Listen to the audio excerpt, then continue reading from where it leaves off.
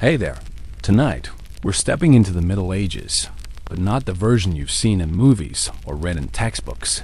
We're going to the edges, the corners, the parts that didn't make it into the chronicles because they were too ordinary, too strange, or too awkward to preserve. These are the things that happened every day in medieval life, the things that shaped how people thought, moved, and survived. It somehow slipped through the cracks of history. If this kind of quiet, grounded storytelling helps you rest, feel free to like the video and subscribe, but only if it truly brings you peace. And let me know in the comments where you're listening from and what time it is right now. There's something comforting about knowing we're all drifting off to the same forgotten stories. So settle in, let the centuries fold back, and let's begin with the medieval world as it actually was: strange, stubborn, and surprisingly human. Section 1. Medieval people were constantly moving. One of the biggest lies we tell ourselves about medieval people is that they stayed put. Born in one village, lived in one house, died in the same bed they were born in, never venturing beyond the comforting radius of the local mill. The medieval world, we're told, was static, rooted, unchanging.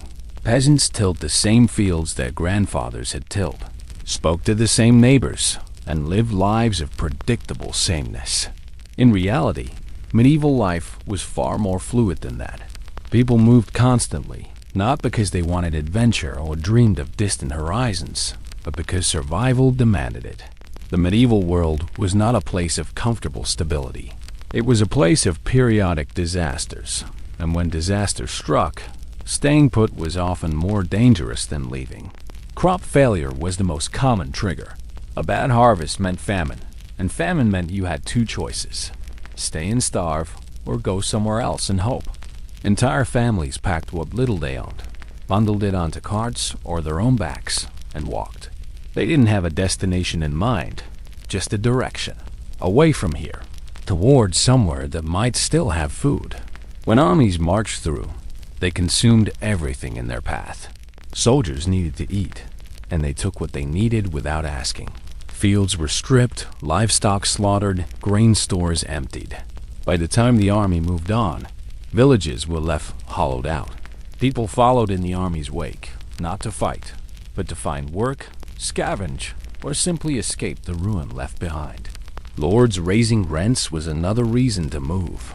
Feudal obligations were supposed to be fixed, but in practice, they shifted whenever the lord needed more money. A bad harvest meant the lord still expected his share. A war meant higher taxes. A new castle meant forced labor. When the burden became unbearable, people left. Quietly, usually at night, with no fanfare and no goodbye. They just disappeared. Medieval law tried to prevent this. Serfs were legally bound to the land, tied to their lord's estate by birth and custom. But law and reality rarely aligned. Enforcement was inconsistent. Records were incomplete. And a man who walked far enough could reinvent himself. By the time anyone noticed he was gone, he was already someone else, in another village, working under a different name. Seasonal work added to the constant churn of people. Harvest time pulled laborers from all over the region. You might travel 20, 30, even 50 miles to help bring in grain, work for a few weeks, then return home, or not return. Maybe the pay was better elsewhere. Maybe you met someone. Maybe going back felt harder than staying. Religious pilgrimages moved millions of people across Europe. Some journeys were short, a day's walk to a local shrine. Others stretched for months, winding through foreign kingdoms to reach Santiago de Compostela, Rome, or even Jerusalem. Pilgrims carried few possessions and relied on charity, hospitality, and luck. Many never returned. They died on the road, settled elsewhere, or simply decided that home no longer felt like home. The roads themselves were terrible. Mud dominated. In winter, you sank. In summer, you choked on dust. There were no signposts, no reliable maps, no inns every few miles offering hot meals and clean beds. Getting lost wasn't a mistake. It was the default condition. You asked directions from strangers, followed rivers, looked for church spires in the distance, and hoped. Danger was everywhere. Bandits hid in forests, waiting for travelers who looked like they might have something worth stealing. Wild animals, wolves especially, posed real threats. Injury or illness on the road often meant death, since there was no one to help and nowhere to rest safely. Yet people kept moving, because staying could be worse. If your lord suddenly remembered you existed and wanted more taxes, walking away might save your life. If disease swept through your village, leaving felt like the only rational choice.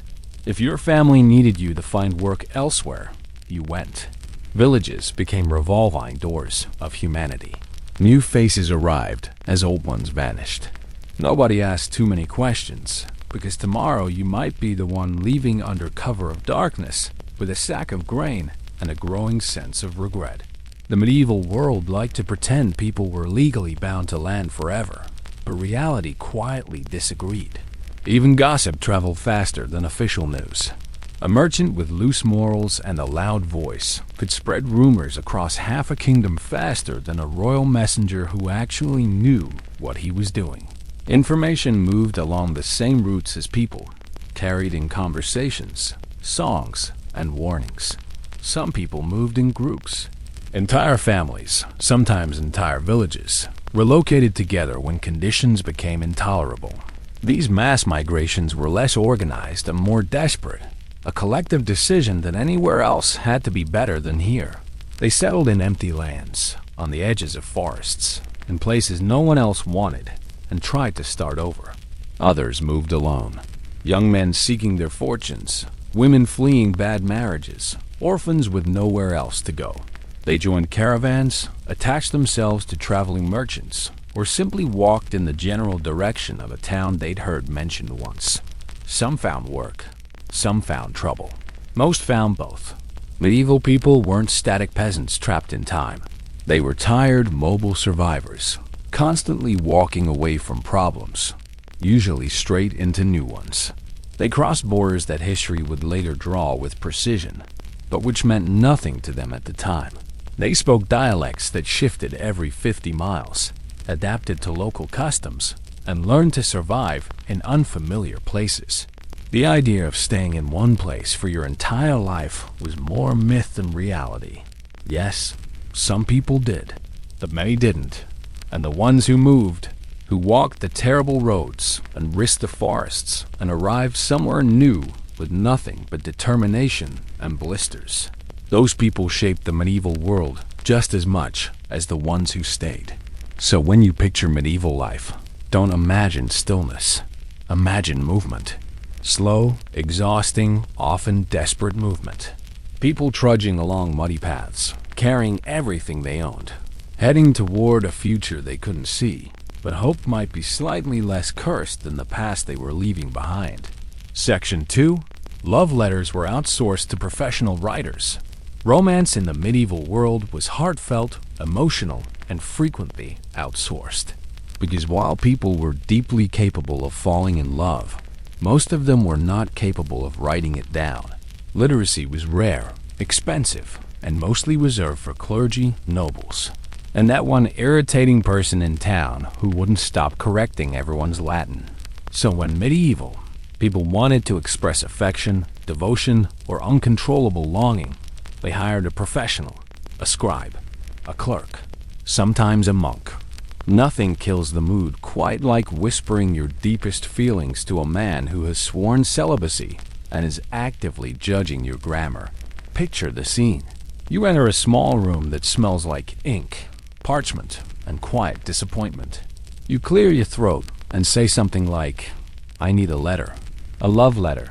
The scribe nods calmly, dips his quill, and asks, "How intense are we talking?" Then comes the confession. You dictate your feelings out loud, slowly, carefully, while another human being writes down every word with the emotional distance of someone taking grocery notes. You say, "Tell her my heart burns for her." The scribe pauses, looks up, and asks, "Burns as in spiritually, or burns as in alarming?" Medieval love letters followed formal structures. There were opening praises, emotional declarations, vows of loyalty, and dramatic flourishes borrowed from classical texts. If you weren't eloquent enough, the scribe would help. Would you like to compare her beauty to the dawn, the rose, or divine light? This was not optional. Romance had formatting rules. And even better, the scribe often knew both parties. Small towns didn't offer anonymity. Your love letter might be written by someone who baptized your crush, taught her cousin to read, and absolutely knew she was already engaged to someone else. Professional discretion was encouraged. Professional silence was hopeful. Sometimes scribes reused phrases. Not intentionally, but when you write dozens of love letters a year, patterns happen. Somewhere out there, two medieval lovers received suspiciously similar compliments and never compared notes. Your eyes are like stars guiding a lost sailor. Your eyes are like stars guiding a lost sailor. One of them probably wondered if their beloved was secretly moonlighting as a lighthouse. The scribe's role went beyond mere transcription. They acted as editors, advisors, and sometimes mediators. If your declaration of love was too forward, the scribe might gently suggest toning it down. If it was too vague, they'd encourage specificity. "I cherish you" could mean anything. "I would cross mountains to see you smile" had weight. Some scribes specialized in different styles. You could commission a courtly love letter, full of chivalric devotion and impossible promises. Or a more practical letter, expressing affection while also mentioning that you owned 3 goats and a reasonable cottage. The tone depended on your goals and your budget. Payment varied. Wealthy patrons paid in coin. Ordinary people might trade goods, a chicken, some bread, a day's labor. The poorest couldn't afford scribes at all, which meant their love remained unwritten, expressed only through gestures, gifts, and spoken words that vanished into air. Delivery added another layer of complexity. Letters were carried by messengers, friends, or whoever owed you a favor. There was no privacy seal beyond wax and trust. Anyone handling the letter could read it, laugh at it, or memorize your romantic desperation for later entertainment at the tavern. Yet somehow, despite all this, medieval love letters worked. People married. Affairs happened. Hearts were broken. Love survived quills, witnesses, reused metaphors, and monks with opinions. Romance wasn't private. It wasn't discreet. But it was sincere, even when dictated.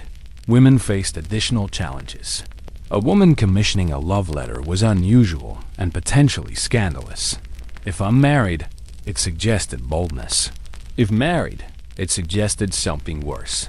Female literacy was even rarer than male literacy, making the need for scribes more acute.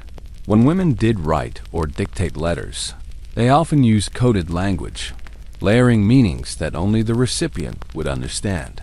The church had opinions about love letters, naturally. Anything that encouraged passion outside of marriage was suspect. Priests sometimes refused to write letters they deemed immoral. Other times, they wrote them anyway and added a prayer at the end, hedging their spiritual bets. Some love letters became famous, circulated, and copied as examples of excellent writing. These models influenced how people thought love should sound. Flowery language became standard, not because medieval people naturally spoke that way, but because successful letters used it. Romance became performative, shaped by literary conventions that most people couldn't read. Rejection letters were another genre entirely. Saying no required even more care than saying yes. The scribe helped navigate this delicate territory, crafting refusals that preserved dignity while firmly closing the door. "Your affection honors me, but my heart belongs to another path" was code for absolutely not. In merchant families, love letters sometimes doubled as business negotiations. Affection was real, but so were dowries, trade connections, and property agreements. A skilled scribe could weave romance and practicality into the same document, making love and ledgers sound equally poetic. For soldiers far from home, scribes in military camps offered their services. These letters carried longing, fear, and promises to return. Many were never delivered. Others arrived after the writer had died. becoming final words instead of continuing conversations. And then there were the mistakes. Wrong names, smudged ink, letters delivered to the wrong person. A love letter intended for Margaret accidentally given to Marjorie could cause chaos. Scribes learned to triple-check names, but errors still happened, creating comedies and tragedies in equal measure. The most touching aspect of outsourced romance was its honesty. Yes, the words were formal and often borrowed, but the emotions behind them were real. A man who couldn't write still felt love. A woman who couldn't read still hoped for it. The scribe was merely the bridge, connecting hearts that existed in a world where literacy and emotion didn't always overlap. So medieval love letters were strange, awkward, and thoroughly mediated. But they worked because they had to. In a world where most people couldn't write their own names, love found a way, one dictated line at a time. Witnessed by a bored monk who'd heard it all before but still dipped his quill and wrote it down. Because even he understood that love, however clumsily expressed, mattered. Section 3. Being left-handed was seen as suspicious. In medieval society, being left-handed wasn't a harmless quirk. It wasn't a minor preference or an interesting trait. It was a red flag, a warning sign, a gentle suggestion from the universe that something about you was fundamentally wrong. And by wrong, medieval people meant possibly cursed, morally suspicious, or one bad day away from witchcraft. The problem started with the language itself. The Latin word for left is sinister, which should tell you everything you need to know about how medieval culture viewed the left side. Meanwhile, the word for right comes from rectus, meaning straight, proper, correct. Language encoded judgment. The 4 children even learned to pick up a spoon. Right-handedness was associated with order, righteousness, and divine favor. God's right hand was mentioned constantly in Scripture. The righteous were separated from the sinners by being placed on the right side. Angels stood at the right hand of the throne. Everything good, pure, and holy gravitated right. Left-handedness, by contrast, was linked to chaos, deception, and doing things the wrong way, literally. If you reached for something with your left hand, someone nearby probably frowned and quietly reconsidered whether to trust you with anything important. Left-handed children were corrected early, and by corrected, I mean actively trained out of it. Teachers, parents, and religious figures encouraged, sometimes forced, right-hand use for writing, eating, praying, and basically existing. If you stubbornly favored your left hand, it wasn't seen as natural preference. It was seen as defiance, or worse, demonic influence. The methods of correction varied. Some children had their left hands tied behind their backs during lessons. Others were struck on the left hand whenever they used it. Gentler approaches involved constant verbal reminders, encouragement to switch, and praise heaped on right-hand use. The message was clear. The left hand was wrong, and using it made you wrong too. Even daily rituals reinforced this bias. People crossed themselves with their right hand. Oaths were sworn with the right hand raised. Important actions happened on the right side. Blessings came from the right. Curses, naturally, from the left. The symbolic weight pressed down constantly, making left-handedness feel like a mistake you carried in your body. Medieval logic concluded that if the devil existed, and everyone agreed he did, he probably favored the left. Artistic depictions sometimes showed demons approaching from the left side. Sinners were cast to the left. Bad omens appeared on the left. The entire cosmology tilted right, and anyone who didn't follow suit was swimming against theological current. Left-handed knights had it especially rough. Sword training assumed right-handed combat. Techniques, footwork, defensive stances, everything was built around right-hand dominance. A left-handed fighter confused opponents, which sounds like an advantage until you realize your own instructors didn't like it. Being unpredictable was suspicious. Being effective while unpredictable was even worse. You won fights, but people whispered. Some left-handed warriors adapted by learning to fight right-handed in training and switching back during actual combat. This gave them surprise and kept instructors satisfied. Others simply endured the suspicion, letting their success on the battlefield speak louder than theological concerns. Dead enemies don't care which hand killed them. Medical theory piled on. Medieval scholars believed the body was divided into moral halves. The right side was strong, warm, and noble. The left side was weaker, colder, and prone to imbalance.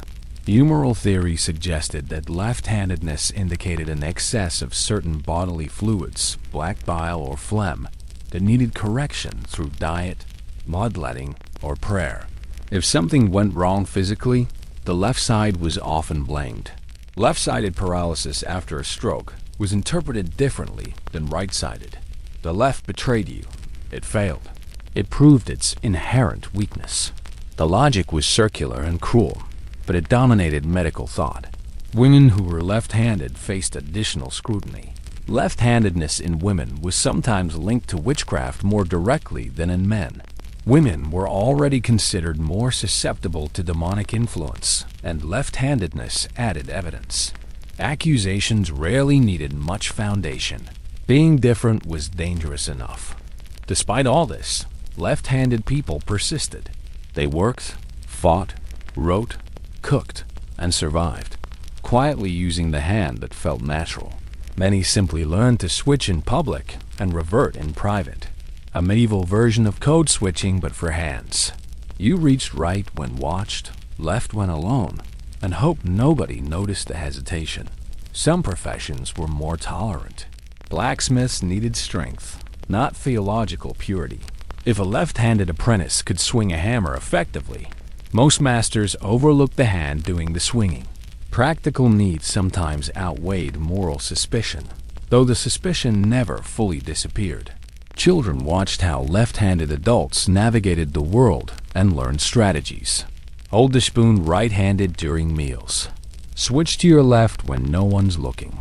Become ambidextrous out of necessity, mastering both hands not as a skill but as survival. The religious implications extended beyond daily life into the afterlife. Some feared that being left-handed might affect judgment after death. Would God judge you more harshly? Would your natural inclination count against you? These weren't idle worries.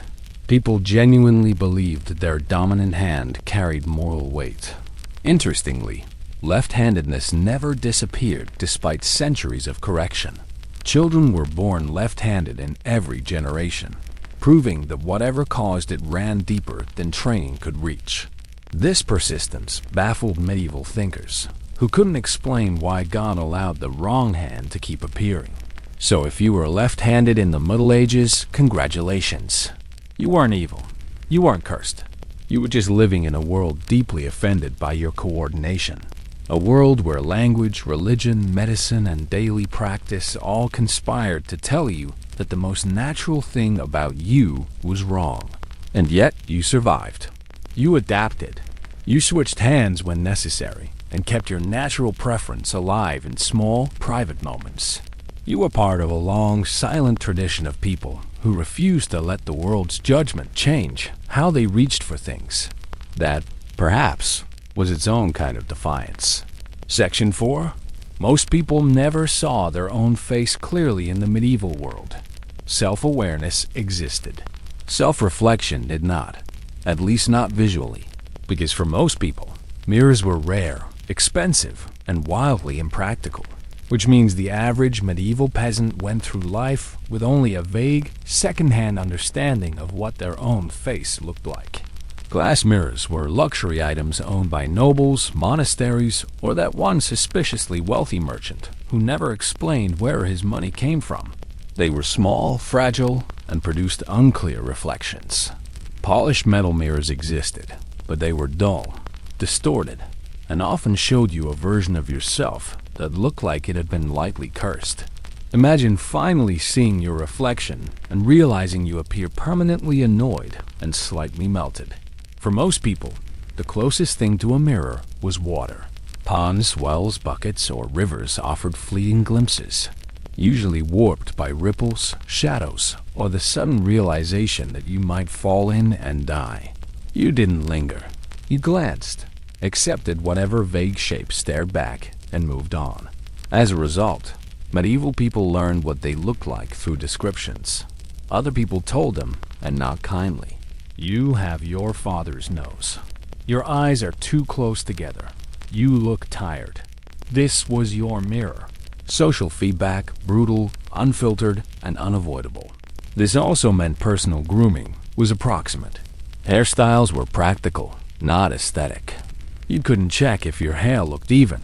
You relied on feel, on someone else's opinion, or on the absence of mockery. Beards were trimmed based on texture and length, not appearance. If your beard looked uneven, someone would eventually mention it, loudly, publicly, and with unnecessary enthusiasm. The idea of checking your appearance before leaving the house simply didn't exist. You left the house and hoped for the best. If no one laughed immediately, you assumed things were fine. Confidence was easier when you had no visual proof otherwise. Women faced particular challenges. Medieval beauty standards were specific, but achieving them without seeing yourself was nearly impossible. Pale skin, rosy cheeks, smooth hair, these ideals were judged by others, not by self-assessment. A woman learned whether she was beautiful by how people treated her, not by studying her own face. Cosmetics were applied blind.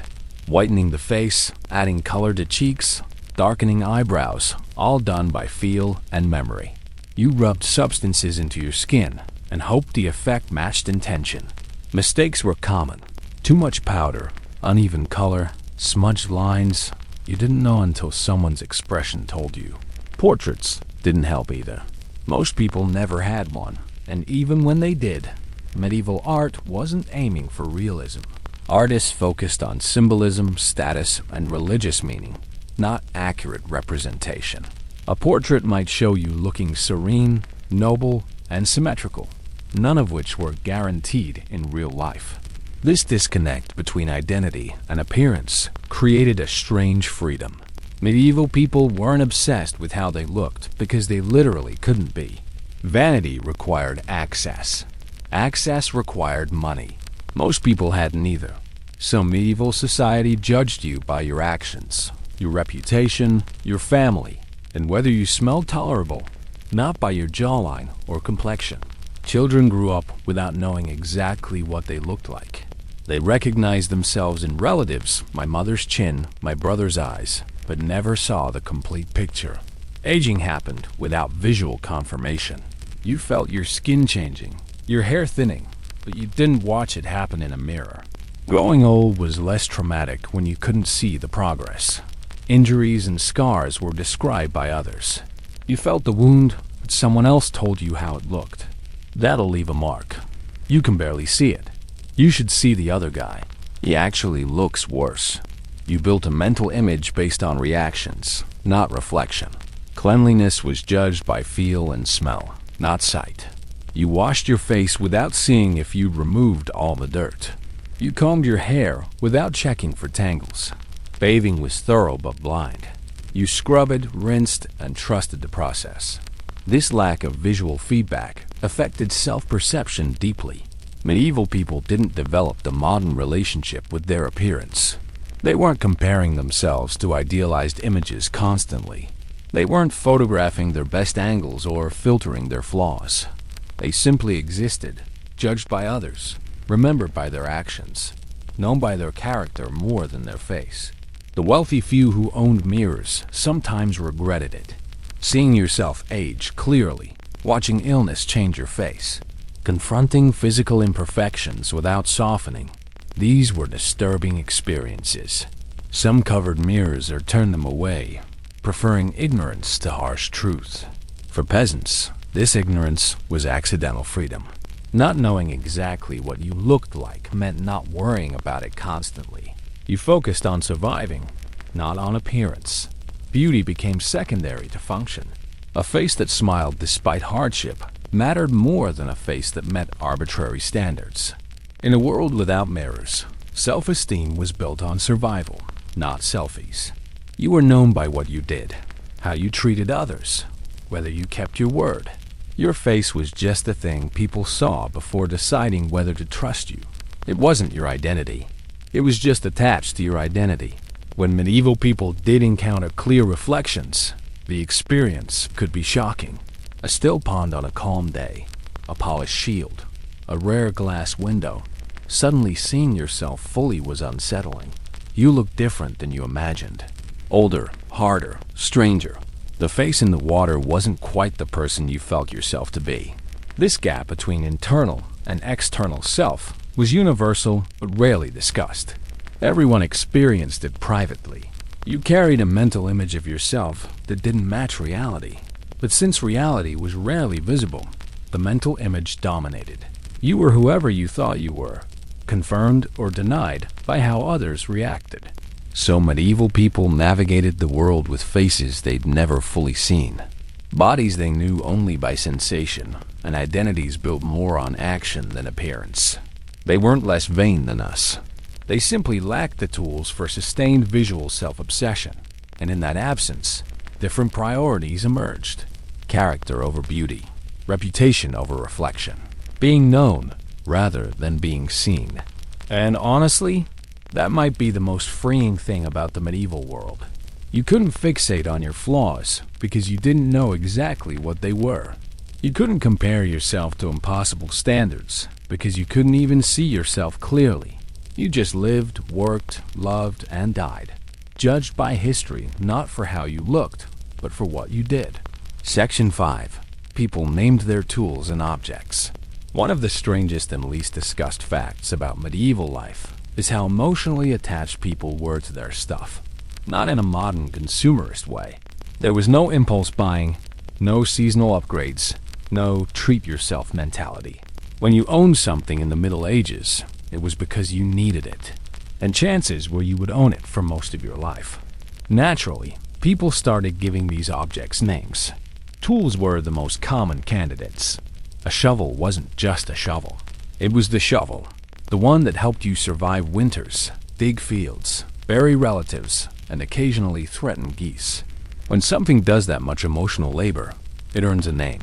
Axes, plows, knives, and even cooking pots were often referred to as if they were co-workers rather than property. "Hand me Redbeard," a farmer might say, referring to his rusty axe. "Old Faithful cracked again," a woman would mutter about her cooking pot. These weren't jokes. They were genuine relationships, forged through years of daily use and mutual dependence. Weapons were especially personal. Swords, daggers, and shields frequently had names, sometimes serious, sometimes oddly affectionate. A blade that had protected you in battle wasn't just metal. It was a companion. Breaking it wasn't inconvenient. It was tragic. People didn't say, "My sword snapped." They said, "I lost him." These names appeared in records, wills, and legal documents. "I leave Biter to my eldest son. He stole Grumblebelly from my workshop." The names were known, recognized, and legally binding. A named tool had identity. Stealing it wasn't just theft. It was personal, but it didn't stop there. Ovens were named. Doors were named. Bells were named. If an object was central to daily survival, it crossed the line from tool to personality. An oven that baked good bread was praised. One that failed was insulted, loudly, repeatedly, in front of others as if shame might improve its performance.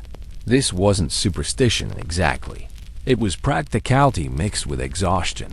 When your entire life depended on a handful of objects functioning properly, you developed relationships with them.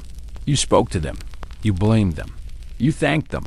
Medieval people lived close to the edge, and anthropomorphizing a shovel was healthier than screaming into the void. There was also a legal side. Named objects appeared in wills with specificity that seems almost comical now. "I leave my good knife, the one called Snipper, to my eldest son." Not the other knife. He knows which one. Everyone did know which one, because objects carried memory, reputation, and history. Losing them was losing a piece of identity. Even repairs carried emotional weight. A patch tool wasn't inferior. It was experienced. Scars meant reliability.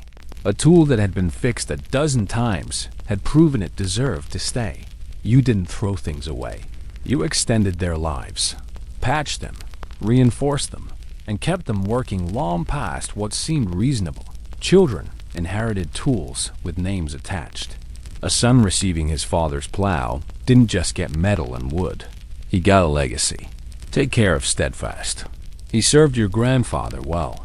The tool connected generations, carrying stories and expectations forward. Women named household objects just as frequently as men named weapons. Spinning wheels, looms, butter churns, brooms, these tools defined daily work. Whisperer never tangles the thread. Clumsy always leaves streaks. The names reflected personality, real or imagined. That made tedious work slightly more bearable. Mills and large shared equipment had names everyone knew. The village mill wasn't just the mill. It was Groaning Mary, or Thunder's Wheel, or whatever name had stuck after years of use and collective experience. These names appeared in songs, complaints, and conversations. Even animals, though technically alive, received names that reflected their function as tools. Oxen, horses, and dogs weren't pets in the modern sense. They were working partners. Strongback pulled the plow for 15 years. Quickbite kept the rats down. The names honored service, not cuteness. This practice revealed how deeply medieval people understood dependence. A modern person might own dozens of tools and never name one. A medieval person owned few and named most. Each object was irreplaceable, not because it was unique, but because replacing it was nearly impossible. When a named tool broke beyond repair, people mourned, not performatively, but genuinely. That tool had been part of their life longer than most friendships. It had solved problems, built things, kept them alive. Its absence left a gap that a new, unnamed tool couldn't immediately fill. Some names were inherited. A knife passed down through 3 generations might keep its original name, or each owner might add to it. Sharp-edged, and my father called him reliable. Now I call him old friend. The name evolved, carrying multiple identities layered over time. Humor played a role too. Giving a rusty, cranky tool a grandiose name was common. "Behold, Excalibur," someone might announce, holding up a bent shovel. The joke relieved frustration and made work feel less grinding. If you're going to spend all day with a shovel, it might as well have a personality. Religious objects were named differently. Bells in churches had formal names, often saints' names, blessed and recorded. These weren't casual nicknames. They were consecrated identities. St. Michael's voice calls us to prayer. The bell wasn't just metal. It was a saint's presence. In a world with very few possessions, each one mattered profoundly. So medieval people didn't just own objects. They lived with them, worked with them, and sometimes cursed them like old friends who refused to cooperate. Honestly, naming your shovel makes a lot of sense when your shovel is the reason you're still alive. And when you pass that shovel to your child, named and worn and older than memory, you weren't just giving them a tool. You were giving them a relationship, a history, and a reminder that survival in the medieval world was never a solo effort. Even the objects had their part to play. Section 6. Shoes were precious and constantly repaired in the medieval world. Shoes were not fashion. They were not accessories.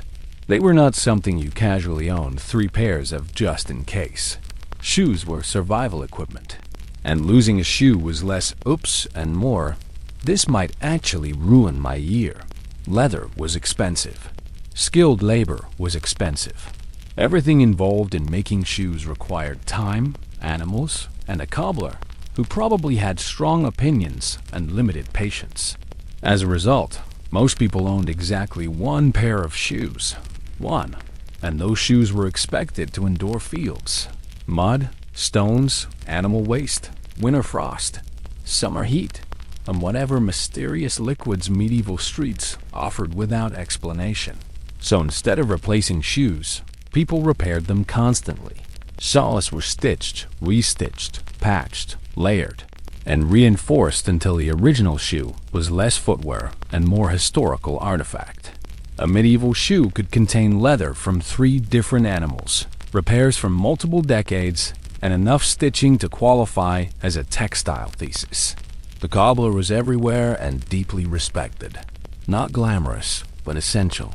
A good cobbler could extend the life of a shoe for years, sometimes decades. And if you found one who worked quickly and didn't judge you for the smell, you stayed loyal forever. Betraying your cobbler for a cheaper option was risky. Bad repairs could destroy shoes completely. Cobblers operated in small workshops filled with leather scraps, tools, and that distinctive smell of animal hide and dubbin. They worked by hand, measuring feet by eye, cutting leather with practiced precision, and stitching with wax thread that would hold under stress. Their knowledge was passed down through apprenticeships, father to son, master to student. The relationship between a person and their cobbler was intimate in a strange way. The cobbler knew your feet. They knew which toe rubbed, where pressure built, how your gait wore down soles. They adjusted repairs accordingly, adding padding here, reinforcing there. A good cobbler could diagnose problems by looking at wear patterns. Shoes were so valuable that they appeared in wills. Parents passed them down to children. To my eldest son, my leather boots. To my daughter, my good walking shoes. These weren't throwaway items. They were inheritance, carefully maintained and solemnly transferred. Older siblings' shoes went to younger ones. Breaking in shoes wasn't painful because they were new. It was painful because they were someone else's old ones, already shaped to different feet. You wore them anyway, suffering through the adjustment period, because the alternative was going barefoot. And heaven help you if a shoe failed during winter. Bare feet on frozen ground wasn't inconvenient. It was dangerous. Frostbite didn't care about your financial situation, so people wrapped their feet in cloth, straw, or whatever material they could find until the cobbler could work his magic again. This also explains why medieval people walked the way they did. Carefully, deliberately. Every step mattered. You didn't sprint unless chased by something worse than losing a shoe. You avoided puddles not for cleanliness, but for shoe preservation. Water rotted leather. Mud pulled at seams. Stones cut through worn soles. In a world without cheap replacements, durability was everything. Shoes weren't discarded lightly. They were managed, loved, maintained, argued with. People developed strategies for extending shoe life. Walking on the sides of your feet to spread wear. Stuffing shoes with straw at night to maintain shape. Applying animal fat to waterproof leather. The very poor sometimes went barefoot by necessity, not choice. Feet toughened over time, developing thick calluses that provided minimal protection. But even the poor aspired to shoes. Owning footwear meant status, however slight. It meant you'd risen above the very bottom. Seasonal workers might own 2 pairs, work shoes and good shoes. The work pair took daily abuse. The good pair appeared for church, market days, or special occasions. Protecting the good pair was a serious responsibility. Getting them muddy or worn prematurely was a genuine crisis. Shoemakers also crafted repairs creatively. Wooden soles replaced leather when leather ran out. Rope sandals covered broken boots temporarily. Cloth wrappings extended the life of shoes that could no longer be properly stitched. Innovation emerged from desperation. Different social classes had different shoes, obviously. Nobles wore longer, more decorative footwear, sometimes impractically pointed. Merchants had sturdy leather boots. Peasants had whatever held together, but everyone repaired. Even the wealthy patched shoes rather than casually discarding them. Waste offended medieval sensibilities. Children's shoes were particularly precious because children outgrew them quickly. A shoe that fit last year was too small this year. But rather than throw it away, families passed it to younger siblings or neighbors. Shoes circulated through communities, serving multiple feet before finally failing completely. When shoes did fail irreparably, the leather was often repurposed. Scraps became patches for other shoes. Larger pieces became straps, bags, or covers. Absolutely nothing went to waste. A shoe's death wasn't the end. It was transformation into something else useful. This reverence for shoes affected language and culture. Walk a mile in his shoes wasn't just metaphor. It was literal understanding that shoes represented identity. experience, and the paths a person had traveled. Shoes carried stories. Worn soles proved hard work. Patched seams showed resilience. So when you picture medieval life, remember those worn-out, misshapen shoes. They weren't signs of poverty alone. They were signs of responsibility, resourcefulness, and the determination to keep moving forward despite everything. If your shoes lasted, you were doing something right. And in the medieval world, doing something right often meant simply surviving another season. Section 7. The Terror of Being Forgotten. One quiet fear haunted medieval life more than war, famine, or even disease. Being forgotten. Not dying was expected, inevitable, and honestly, a relief sometimes. But being erased, vanishing from memory, as if you'd never existed at all, that was unbearable. In a world with no photographs, no recordings, and very little written documentation, memory was fragile. If no one remembered you, it was as if you had never existed. And medieval people were deeply uncomfortable with that idea. Eternity was long. Reputation was short. The math didn't work in anyone's favor. This is why people obsessed over names. Children were named after parents, grandparents, saints, and occasionally that one uncle everyone agreed deserved another shot at life through nominal reincarnation. Naming wasn't creative. It was archival. You weren't honoring someone. You were keeping them alive through repetition. If enough people carried the same name, maybe one version would outlast mortality. Gravestones, when they existed, mattered enormously. Even the simplest marker, a carved symbol, a scratched name, a rough cross, was a declaration. I was here. I mattered enough to be remembered. If you couldn't afford stone, memory had to do the work instead. Stories became tombstones you carried in your head, passed down until someone forgot to pass them further. This fear also explains why medieval people loved witnesses. Contracts were spoken aloud in groups. Promises were made publicly. Events happened in front of crowds. If enough people saw something happen, it became real, verified by collective memory. If no one saw it, it might as well have never happened. Privacy wasn't romantic. It was risky. An unwitnessed life could disappear without trace. Church records existed partly for the same reason. Baptisms, marriages, deaths, all carefully logged, not just for God's benefit, but for memories. Being written down meant permanence. Being unwritten meant vanishing quietly into the mud of history, joining countless others who'd lived, worked, loved, and died without anyone recording their names.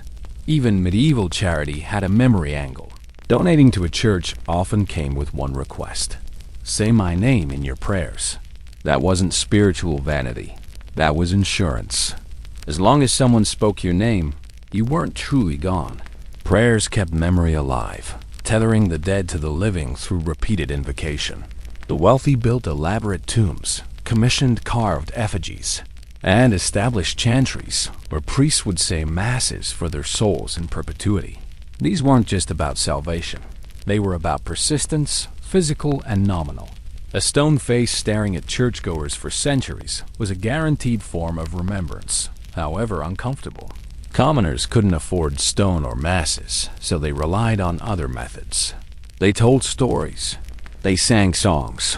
They repeated family histories by firelight, weaving ancestors into narratives that explain present circumstances.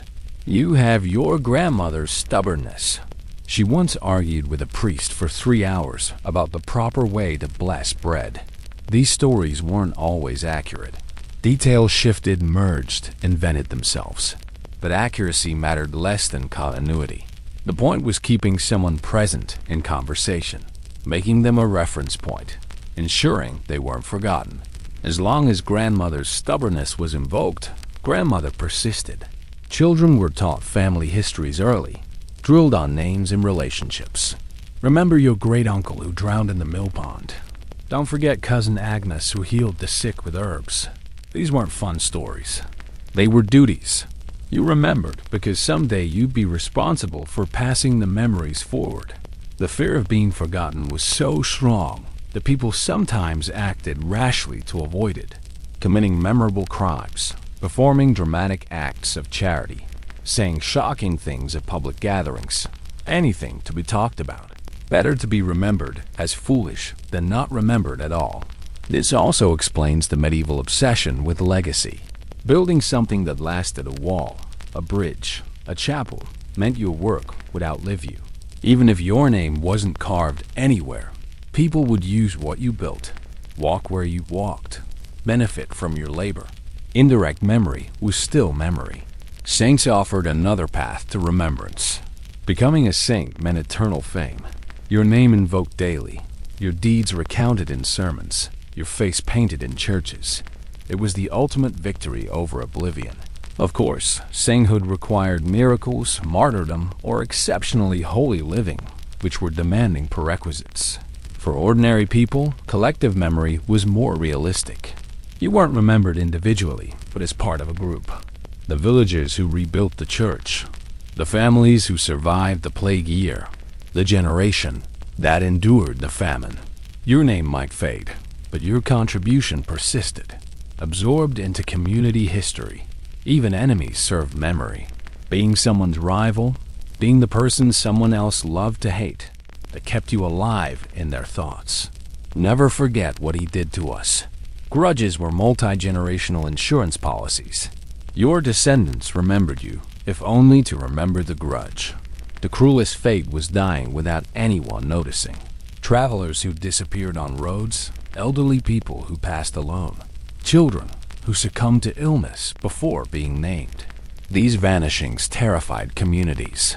They represented the baseline terror. You could cease to exist and no one would know, care, or remember. Ironically, this obsession worked. Centuries later, we still know names of ordinary medieval people because they were stubborn enough to leave marks, records, symbols, or stories behind. Scratched into walls, sewn into cloth, carved into wood, muttered in prayers. Their effort to persist succeeded, at least partially. So medieval people didn't chase fame in the modern sense. They chased remembrance. They lived knowing their time was short, their world unstable, and history forgetful. And they fought that reality the only way they could, by making sure someone, somewhere, remembered their name, repeated their story, or kept alive one small detail that proved they'd existed. Which is why you're hearing about them now, hundreds of years later. Proof that their stubborn refusal to vanish completely actually worked. They won their fight against oblivion, one remembered name at a time. Section 8. Silence was considered dangerous. In the modern world, silence is marketed as a luxury. People buy noise-canceling headphones, book silent retreats, and proudly announce they just need some quiet time. Medieval people, on the other hand, heard silence and immediately assumed something had gone terribly, spiritually wrong. A silent medieval house was not peaceful. It was suspicious. Noise meant life. Talking, coughing, praying, animals shuffling, tools clanking. These were reassuring sounds that confirmed everything was functioning normally. If a home went quiet, it suggested illness, death, or the presence of something that preferred you not notice it. And medieval people were very uncomfortable with things that preferred not to be noticed. This fear had religious roots. Silence was associated with the grave, the afterlife, and the unknown. Death was silent. Empty churches were eerie. Abandoned buildings unsettled people not because they were empty, but because they made no sound. Silence implied absence, and absence implied loss, ending, or worse, waiting. Churches echoed on purpose, filling space with chanting, bells, and prayer. Even when services weren't happening, churches were rarely silent. Bells marked the hours, calling communities to prayer, warning of danger, celebrating occasions, or simply reminding everyone that time was passing and life continued. Bells rang constantly for timekeeping, warnings, celebrations, funerals, emergencies, and sometimes just because someone thought the silence was getting ideas. The sound of bells structured daily life. You woke to bells, worked between bells, prayed at bells, slept after bells. Silence between bell rings felt like held breath. Homes followed the same logic. People talked while they worked. They sang while they cooked. They prayed out loud, not just in church but at home, murmuring verses or invocations. Even alone, many people muttered to themselves, not because they were strange, but because being audibly present felt safer. Silence implied abandonment. Sound implied protection. At night, silence was especially dangerous. Darkness already belonged to spirits, demons, and theological anxiety. Add silence, and you had a perfect environment for imagining footsteps, whispers, or divine judgment creeping up behind you. A crackling fire, even a weak one, was comforting not just for warmth, but for sound. That gentle noise reassured you that the world was still functioning. This also explains medieval group sleeping habits. People didn't just sleep together for warmth. They slept together because shared breathing, shifting, and occasional snoring created a soundscape that pushed back the void. A room full of noise meant no one had died quietly during the night, which was always a concern.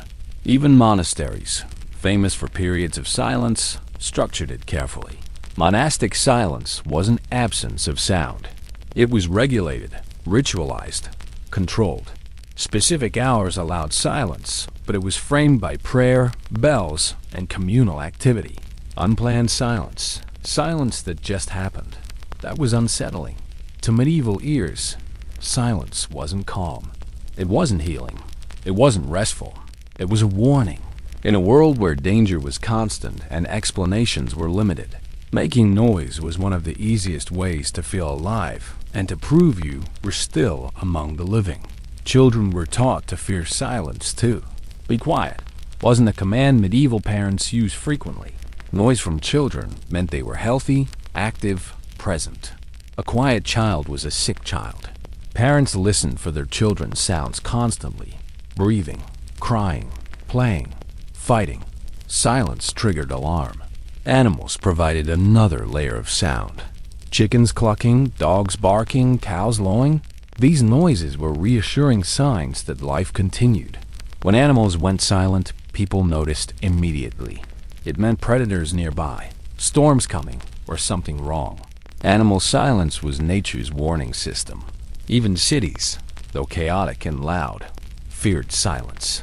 Night watches called out the hours, their voices echoing through streets, confirming all was well. If the watch went silent, something had stopped them. Citizens listened for these calls, finding comfort in the regularity of sound. Music and singing served similar purposes. People sang while working not just to pass time, but to fill space with sound. Traveling merchants sang on roads to ward off fear and potential attackers. Songs announced presence, warned others, and made lonely roads feel less isolating. Storytelling was another form of noise-making. Tales told around fires weren't just entertainment. They were sound voices, proof that people were together and awake. The words mattered less than the continuation of noise, the rhythm of speech that kept silence at bay. In death, silence finally won. The dead made no sound. Funeral processions were loud deliberately, with wailing, prayers, and bells, fighting against the silence that claimed the deceased. Once someone was buried, their silence became permanent, which is why speaking their names afterward felt so important. Words broke death's silence. So, if medieval people seemed loud, repetitive, or annoyingly chatty, remember they weren't filling space for fun. They were keeping silence away. They were proving they existed, confirming life continued, and holding back the terrifying quiet that represented everything they feared most: death, demons, and the endless, empty dark. Section 9 hair had serious social and spiritual meaning in medieval society. Hair wasn't just hair. It was a statement, a warning, a resume, and occasionally a problem that needed immediate spiritual intervention. What grew out of your head mattered far more than modern people would be comfortable with, because medieval culture believed hair carried meaning, moral, social, and sometimes supernatural. Long hair could signal power, freedom, or rebellion. It could also signal that you hadn't been properly punished yet. Knights wore their hair with intention. Nobles styled it to display status. Monks shaved it to prove devotion. And women's hair, that was treated like a dangerous substance best kept under control at all times. Loose hair on a woman was associated with sexuality, disorder, or emotional instability. Respectable women covered their hair not because it was cold, but because medieval society was deeply nervous about what might happen if it wasn't restrained. Hair escaping a veil was treated like a scandal in progress, a visible sign that control had slipped somewhere. The reasoning was complex and disturbing. Uncovered hair suggested availability, either sexual or spiritual. A woman with loose hair was inviting attention, deliberately or not. Married women were expected to cover completely. Unmarried women had slightly more freedom, but only slightly. Even braids needed to be secured, controlled, managed. Hair cutting itself was symbolic and loaded with meaning. Having your hair cut against your will was a punishment, a public removal of dignity. Criminals, prisoners, and disgraced individuals often had their hair shaved to mark shame. It wasn't just humiliation. It was identity theft. You didn't look like yourself anymore, and everyone knew why. For women, forced hair cutting carried additional weight. A woman accused of adultery might have her head shaved publicly, combining punishment with permanent marking. Even after hair grew back, the memory remained. Communities didn't forget who had stood in the square, head bare, while scissors did their work. Religious life took hair seriously too. Monks shaved the crown of the head in the famous tonsure, creating a bald circle that silently announced, "I belong to God now." This haircut required constant maintenance, which meant monks were regularly reshaving the same awkward bald spot just in case God was checking attendance by hairstyle. Different monastic orders had different tonsure styles. Some shaved the entire head, others shaved only the crown. A few shaved a strip front to back. These variations identified which order you belonged to, like a hairstyle ID system. Getting it wrong suggested either sloppiness or attempted deception. Even beards carried meaning. A beard could symbolize wisdom, masculinity, or authority. Shaving one off could be an insult, a challenge, or an emotional declaration. Medieval men didn't shave casually. They shaved with intent, and the decision to grow or remove a beard was never purely aesthetic. Kings and nobles used beards politically. A full beard suggested maturity and readiness to rule. A clean-shaven face might signal youth or alliance with certain cultural trends. When rulers changed their facial hair, courtiers noticed and often followed suit, creating waves of fashion that rippled through the aristocracy. And then there was the fear of hair falling into the wrong hands. Hair could be used in charms, curses, or folk magic. People believed strands carried part of your essence, your identity, your soul potentially. Losing hair wasn't just cosmetic. It was risky. Throwing hair away carelessly was an invitation for someone with bad intentions and too much free time to work against you. This belief extended to nail clippings too, but hair was particularly potent. Its length, its connection to the head, its visibility, all made it powerful symbolic material. Smart people burned their hair after cutting it, destroying it completely rather than leaving it where enemies might collect it. Barbers, therefore, held positions of trust. They handled your hair, your vulnerability. A good barber kept your clippings safe, often burning them at day's end. A corrupt barber might sell hair to practitioners of folk magic, though proving this was nearly impossible. You just had to trust. Women's hair length was monitored carefully.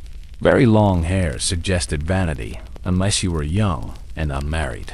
Past a certain age, long hair became inappropriate, suggesting you were trying to appear younger than you were.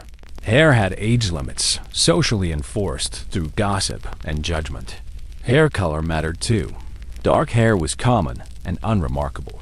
Blonde or red hair attracted attention, sometimes positive, sometimes suspicious. Red hair especially carried associations with temper, passion, and potential witchcraft. People with red hair learned early that their appearance marked them as different, notable, and occasionally threatening. Lice were universal and unavoidable. Everyone had them. Picking lice from hair was a daily activity, often social. People sat together, combing through each other's hair, removing parasites, chatting. It was intimate, practical, and completely normal. Clean hair was a temporary condition at best. Balding was interpreted differently for men and women. A balding man might be seen as aging naturally, no shame attached. A balding woman faced suspicion. Was she ill? Cursed? Had she done something to deserve divine punishment? Hair loss in women carried implications that hair loss in men did not.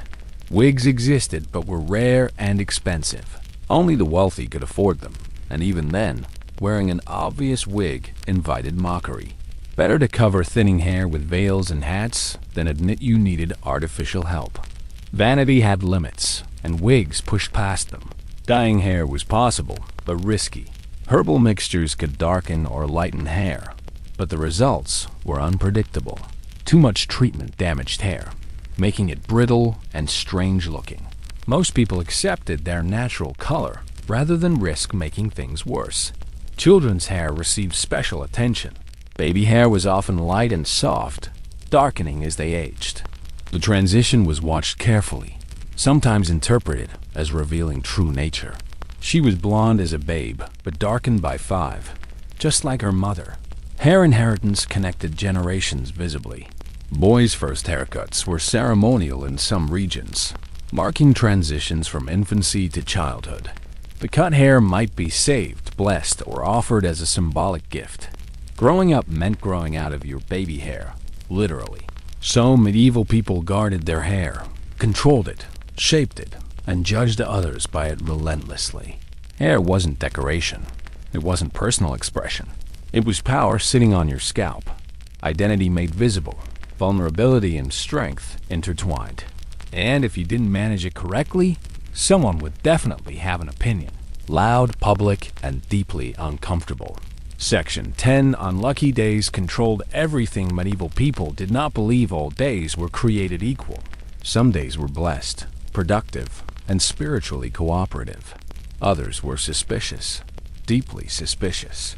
And if you did anything important on the wrong day, medieval logic concluded that whatever went wrong was entirely your fault for not checking the calendar first.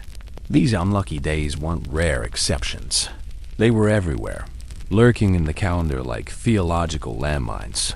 Certain weekdays, saints' days, feast days, fasting days, astrological alignments, and vague, traditionally bad dates were all considered dangerous for specific activities. There were days you should not marry, days you should not travel, days you should not bleed a patient, days you should not plant crops, and days you should absolutely not cut your hair, because apparently hair remembers things and holds grudges. The Egyptian days were particularly feared. These were specific dates scattered through the year, considered universally unlucky for any significant activity.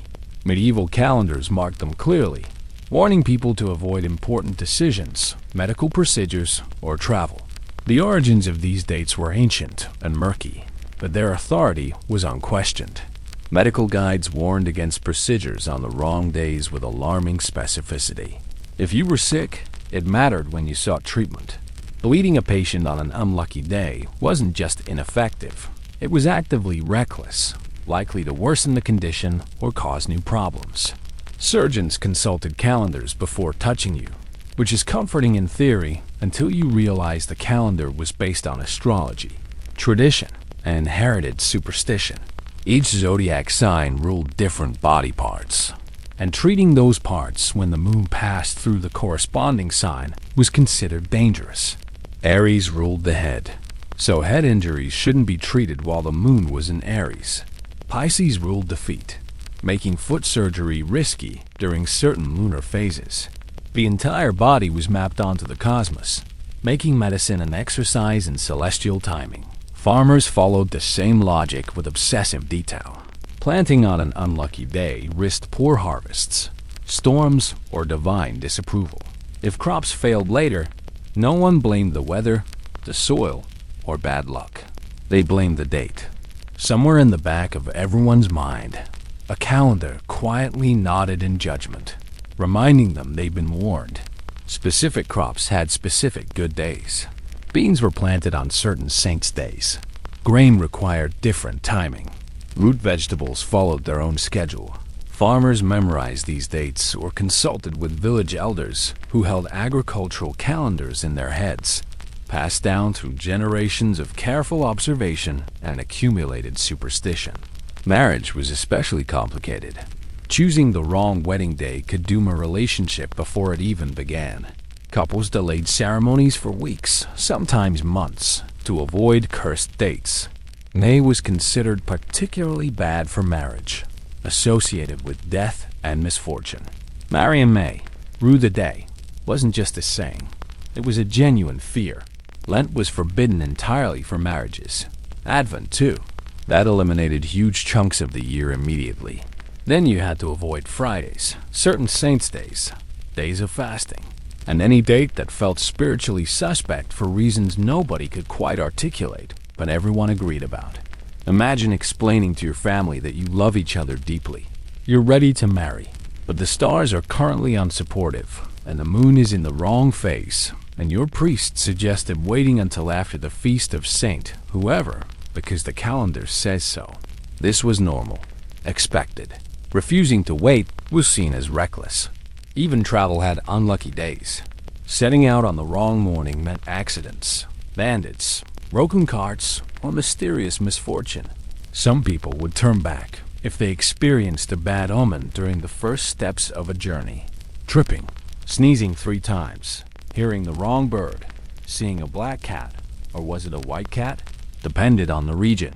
The universe was clearly saying, not today. This belief in unlucky days created strange rituals around departure. You didn't just leave. You checked the calendar, consulted someone wise, watched for signs, and only then stepped out the door, preferably with your right foot first, because stepping with your left foot started everything wrong. Business transactions followed similar rules. Contracts were signed on auspicious days. Major purchases were delayed until the timing felt right. Lending money on the wrong day meant you'd never see it returned. These weren't casual superstitions. They were serious economic considerations. The irony is that this belief created its own consequences. When people expected bad outcomes on certain days, they noticed them more. Confirmation bias was thriving. A bad day became bad because everyone treated it like it was already ruined, creating a self-fulfilling prophecy that only reinforced the original belief. Calendars became survival manuals, practical guides to navigating time safely. Knowing which days were safe meant control in an unpredictable world. If disaster struck anyway, at least you could say, well, I followed the rules. I couldn't have known. The calendar absolved you of responsibility while simultaneously dictating your choices. Some people kept personal lists of lucky and unlucky dates based on their own experiences. Bad things always happen to me on Tuesdays. These individual superstitions layered over collective ones, creating complex, personalized calendars that governed behavior. Religious authorities sometimes tried to combat extreme superstition around dates, arguing that God's will superseded astrological timing, but these efforts rarely succeeded completely. The calendar's authority was too deeply embedded, too useful for explaining misfortune, too comforting in its promise of control. Children learned these date-based rules early, absorbing them as naturally as language. You didn't question why Thursday was better for starting new projects. You just knew. The knowledge passed down silently, woven into daily life until it became indistinguishable from common sense. So medieval people didn't just plan their lives around work, family, and seasons.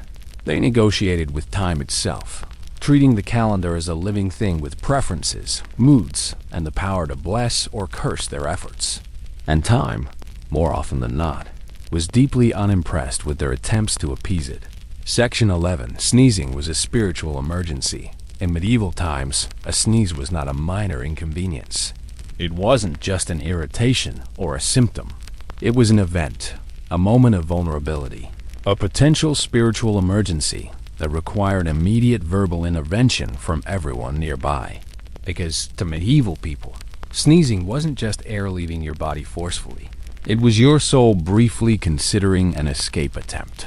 The logic was simple and deeply unsettling. Sneezing created a moment of physical vulnerability. Your body convulsed involuntarily. Your breath stopped. Your eyes closed. You lost control, however briefly. And any moment where you lost control was clearly an invitation for spirits, demons, or general bad luck to either leave your body or move in, depending on their mood and your spiritual defenses. Medieval theology did not trust gaps, vulnerabilities, or moments of weakness. The world was full of invisible forces waiting for opportunities. A sneeze created exactly that kind of opportunity. A tiny doorway between inside and outside, between controlled and uncontrolled, between ensouled and potentially empty. This is where blessings came in. Saying "God bless you" wasn't politeness. It wasn't a social nicety. It was damage control, a spoken seal, a quick spiritual lid slammed shut before anything invisible and malicious could take advantage of the situation. If no one blessed you after a sneeze, that was alarming. It meant your soul might be temporarily unsupervised. The blessing had to come quickly. A delayed blessing was less effective, like closing a door after the burglar was already inside. People blessed each other automatically, reflexively, sometimes before the sneeze even finished.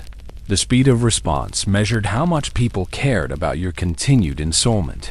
Sneezing during important moments was especially concerning. A sneeze during prayer? Suspicious. The devil trying to interrupt your conversation with God. A sneeze during a wedding?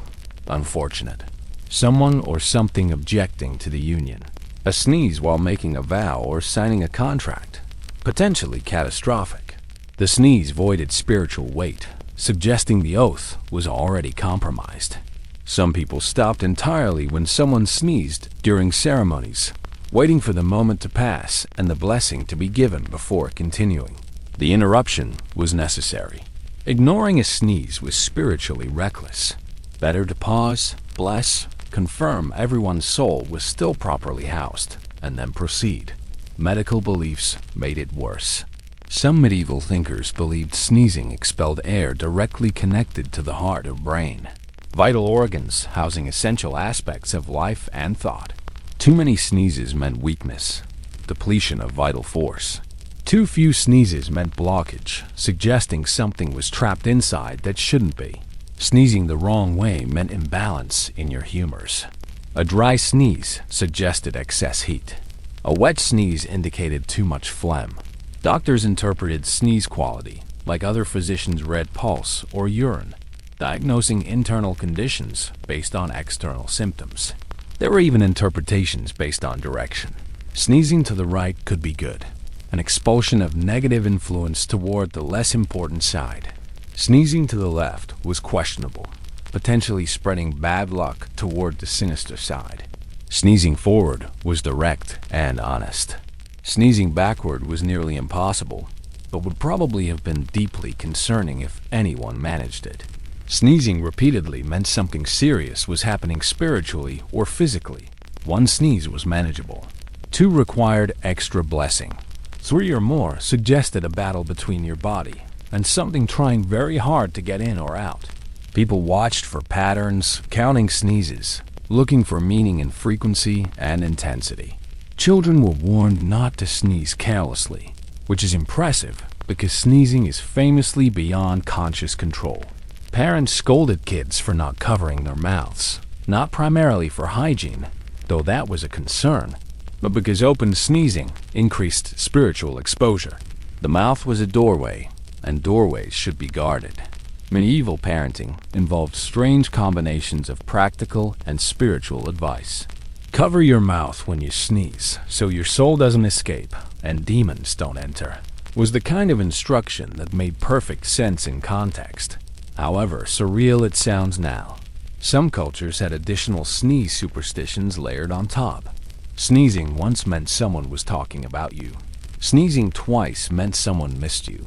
Sneezing 3 times meant various things depending on who you asked, none of them particularly reassuring. The interpretations multiplied, creating complex sneeze reading systems. Sneezing at certain times of day carried different meanings. Morning sneezes were generally acceptable. Noon sneezes were neutral. Evening sneezes were suspicious. Night sneezes were genuinely concerning because darkness amplified spiritual danger. A sneeze in the dark required not just blessing but possibly prayers and precautions. Animals sneezing troubled people too. A horse sneezing was concerning, potentially indicating illness or spiritual disturbance.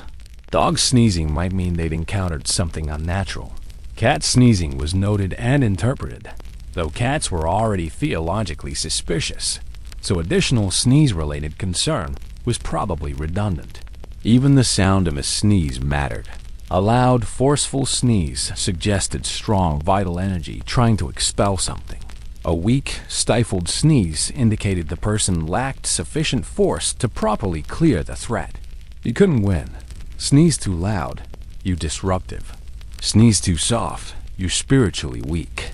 Holding in a sneeze was considered dangerous for different reasons. Suppressing the body's natural expulsion meant trapping whatever needed to leave. This could cause internal problems, spiritual or physical. Better to sneeze and be blessed than to hold it in and suffer mysterious consequences later. The social obligation to bless sneezers created awkward moments. If you sneezed in a crowd, multiple people blessed you simultaneously, layering protections but also drawing attention. If you sneezed alone and no one heard, you were supposed to bless yourself, speaking the words aloud even in solitude because silent blessing might not count. Priests sneezed like everyone else, which created theological complications. If a priest sneezed during Mass, someone still needed to bless him. But who? Did blessing a priest require special authority? Different churches handled this differently, adding to the general confusion about sneeze protocol. Some particularly anxious individuals developed entire rituals around sneezing. Multiple blessings, specific prayers, sign of the cross, touching wood or iron, all triggered by a single sneeze. These rituals provided comfort and control, ways to manage the uncontrollable through symbolic action. And yet, sneezing was unavoidable. Everyone did it, which meant medieval life was filled with constant low-level anxiety that your nose might betray you at the worst possible moment. In church, during confession, while meeting someone important, at your own wedding. The fear was always there, small but persistent. So when someone blessed you after a sneeze, it wasn't kindness alone. It was panic wrapped in courtesy, concern dressed as social grace. A medieval sneeze wasn't rude. It was risky, a tiny spiritual crisis that required communal response. Better safe than sorry, better blessed than bereaved. Better to say the words and close the door before anything unwanted slipped through.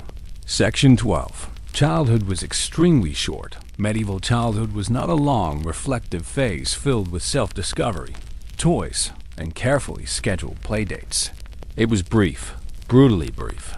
In fact, medieval parents looked at a child and asked only one real question. Can this small human be useful yet? If the answer was yes, congratulations. Welcome to the workforce. As soon as a child could walk without falling directly into a fire or a bucket, they were assigned tasks. Small ones at first. Fetching water, carrying sticks, scaring birds away from crops by yelling enthusiastically and flailing their arms like confused scarecrows. None of this was seen as cruel. It was normal, expected, necessary. A household was a survival unit, and everyone participated, regardless of height or age. By the time a child reached what we would now call early childhood, maybe 4 or 5 years old, they were already competent contributors. Boys and girls alike herded animals, gathered fuel, helped with planting, cleaned tools, watched younger siblings, and learned trades simply by being present while adults worked. Education wasn't separate from labor. Labor was education. There were no job interviews, no training programs, no safety instructions beyond, don't do that again if you want to keep your fingers.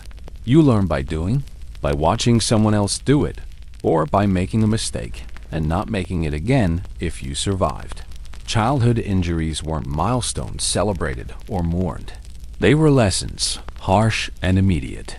Parents didn't romanticize childhood innocence because survival didn't allow for it. Love was expressed through teaching usefulness. A capable child was a protected child. If you could work, you were valuable. If you were valuable, you were fed, sheltered, and kept safe as much as circumstances permitted. This didn't mean medieval parents were heartless. They worried constantly. They protected when they could. They told stories, sang songs, and laughed with their children in rare, quiet moments. But the expectation was clear. Childhood was preparation, not pause. You were training for adulthood from the moment you could understand instructions. Teenagers were already adults in practice. Many were apprenticed out by 12 or 13, sent to other households, workshops, or trades to learn specialized skills. Others worked full days alongside parents, doing the same labor, carrying the same burdens.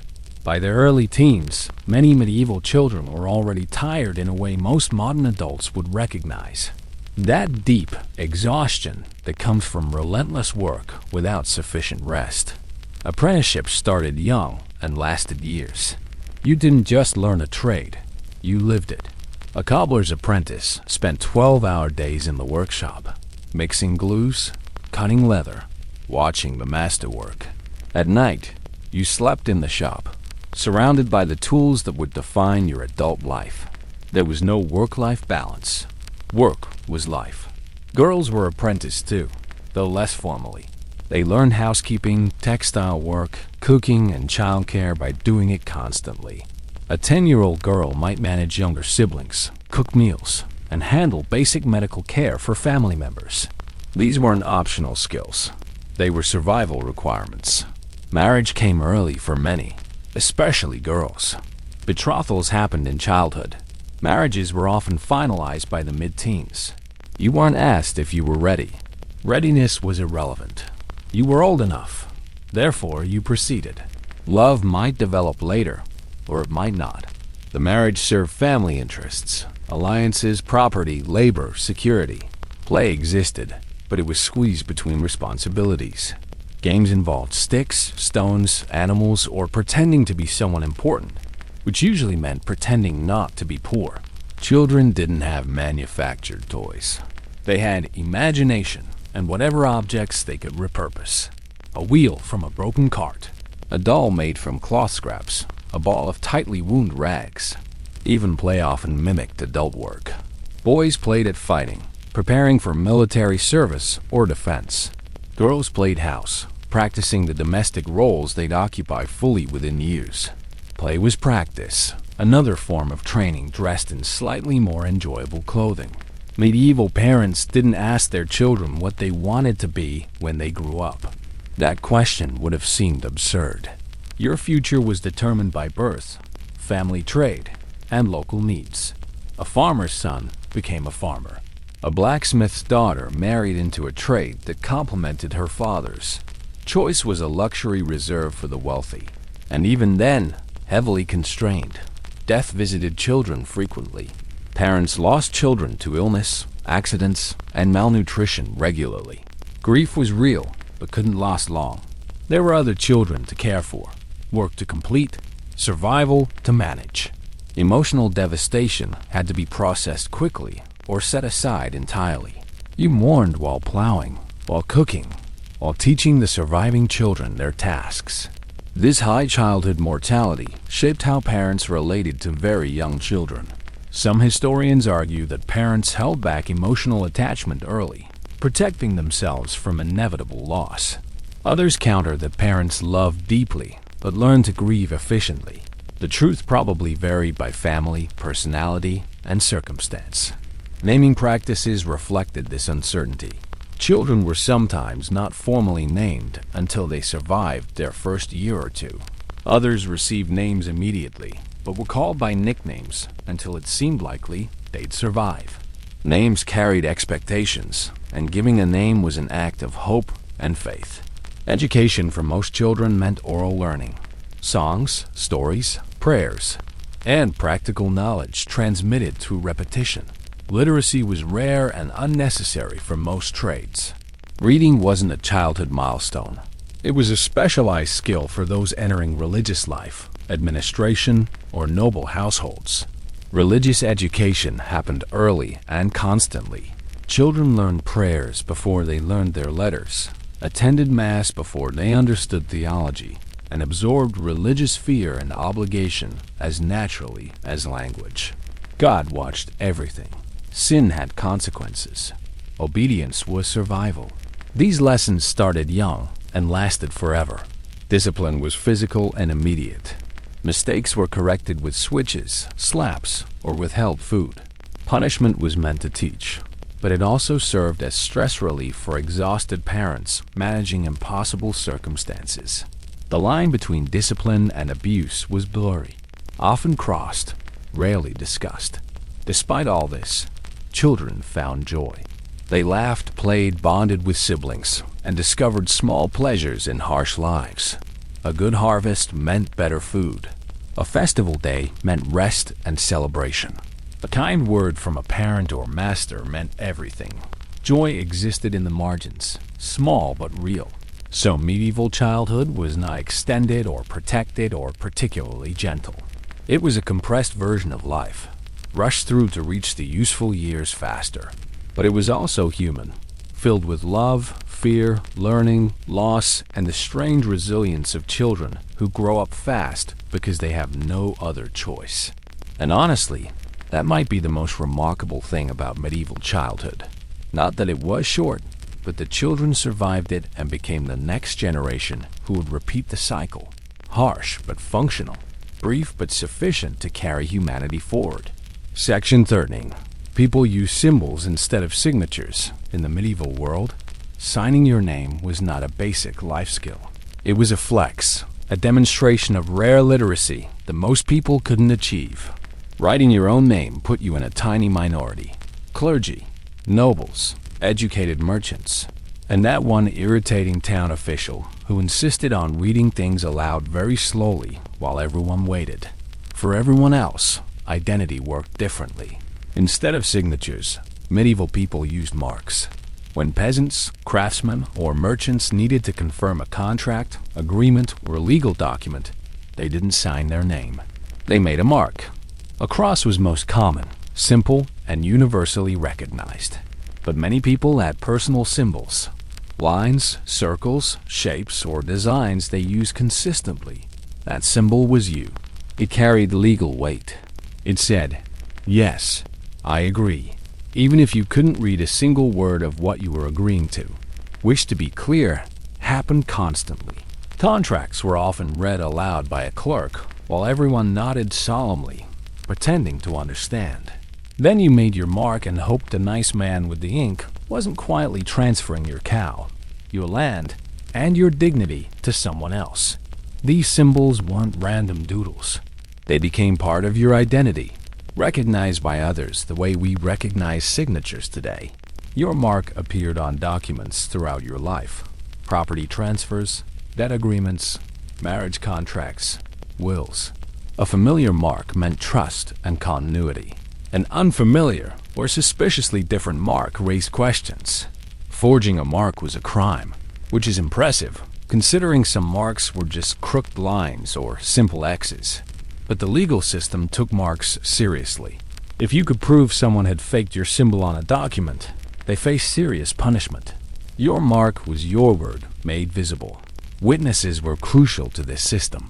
Documents required multiple marks from different people, creating a web of accountability. If you claimed the mark wasn't yours, witnesses could be called to testify about who made which mark when. Memory served as verification in a world where written records were limited. Shop signs worked the same way, since many people couldn't read. Businesses identified themselves with pictures. A boot for a cobbler, a key for a locksmith, a barrel for a tavern, a loaf for a baker. You didn't need words. You needed recognition. Medieval branding was aggressively visual. These signs were often elaborate and expensive, carved from wood or wrought in iron, painted in bright colors. They hung above doorways, swung in the wind, and occasionally fell off, crushing unlucky pedestrians. But they worked. You couldn't read cobbler, but you could recognize the boot symbol from childhood. Some symbols were standardized across regions. Others were unique to individual shops, passed down through generations. Go to the place with the blue fish with sufficient direction. Everyone knew which fishmonger had the blue fish sign. If they moved or closed, the neighborhood mourned the loss of a landmark, not just a business. Even noble families used symbols extensively. Coats of arms, seals, crests. These weren't decorative flourishes. They were legal tools, official identifiers that could validate a document without anyone needing to read it. A wax seal stamped with a family's unique symbol carried as much authority as a signature, sometimes more. Breaking a seal was breaking trust, physically and symbolically. Seals were carefully guarded, stored in secure places, and trusted only to family members or the most loyal servants. Losing your seal meant someone could impersonate you legally, signing documents in your name without your knowledge. This system allowed a largely illiterate society to function with contracts, trade, and law through shared visual language. Identity wasn't spelled out. It was shown, demonstrated, recognized.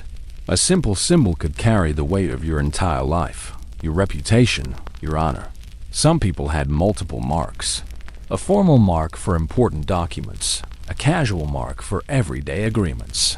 The difference signaled how seriously you took the contract. Using your formal mark meant commitment, witnesses, careful thought.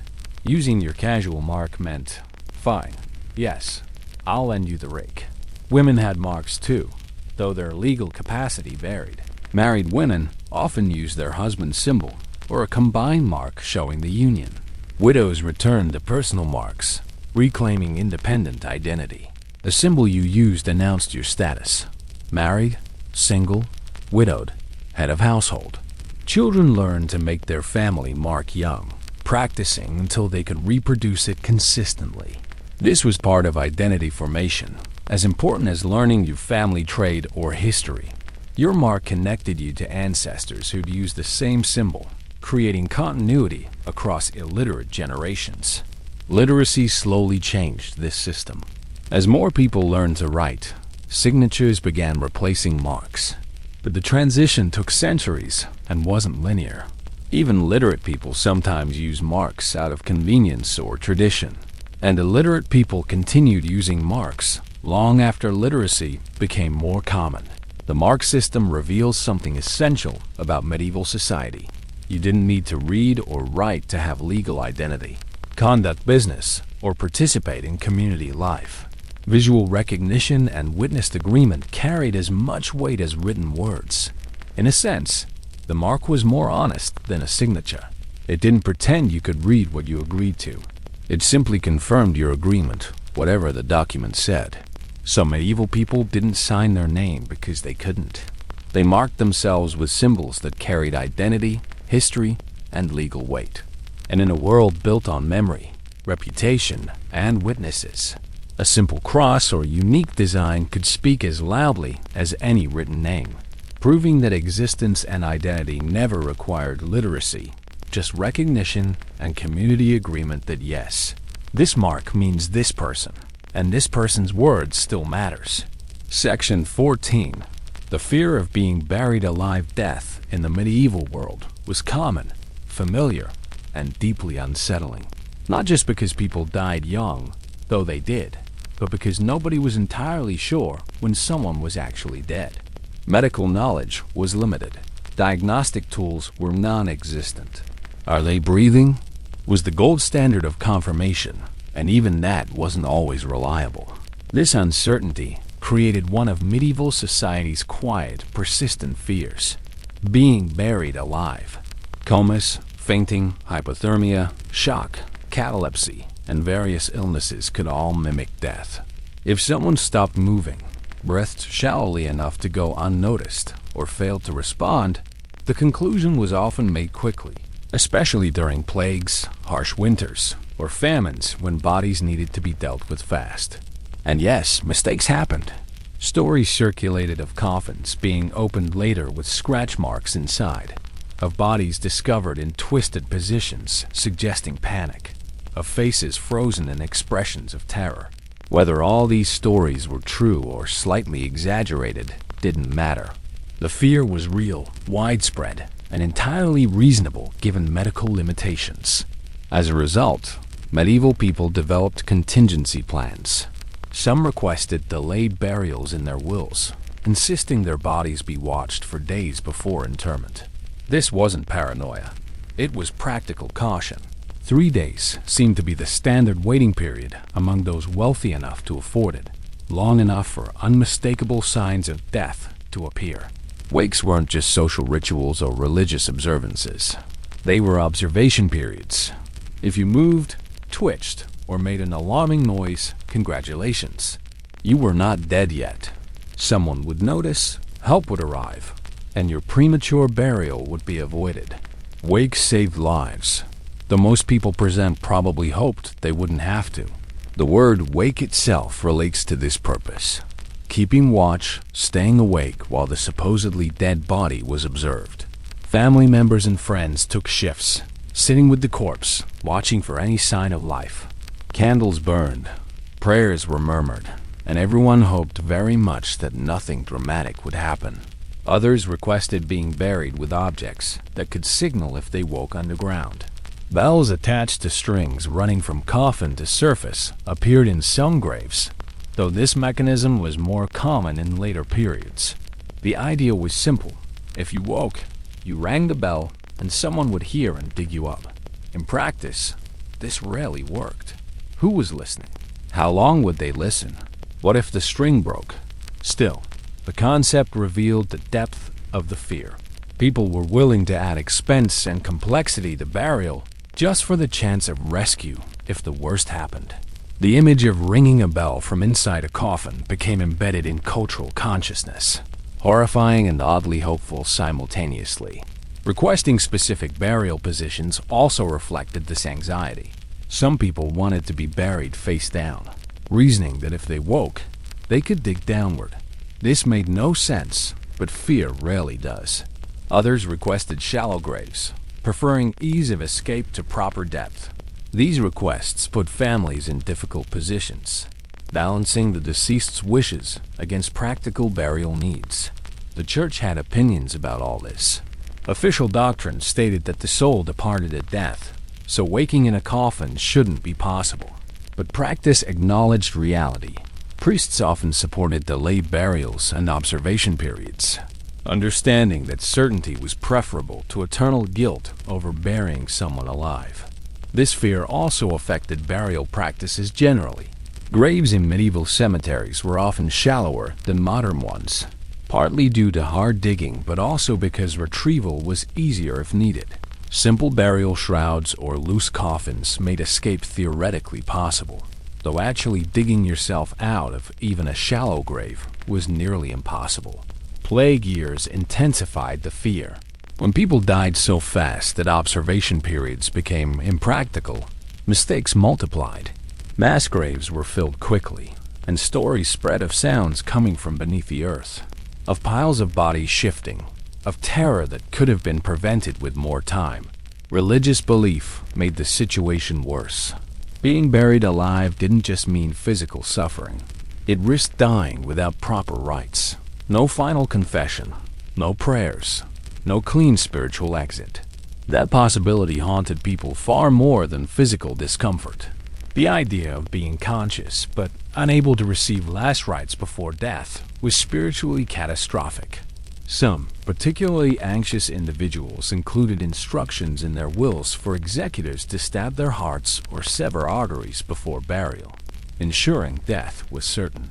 These requests were gruesome but logical. Better a minor indignity when already dead than the alternative. Families complied when they could stomach it. Medieval medicine contributed to confusion by blurring the line between life and death. Unconscious patients looked dead. Patients in deep sleep appeared dead. Anyone who fainted for extended periods risked being declared dead.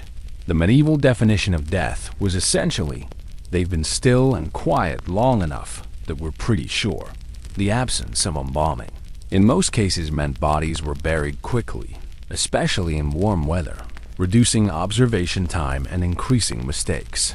Speed was necessary to prevent decay and disease, but it also prevented certainty.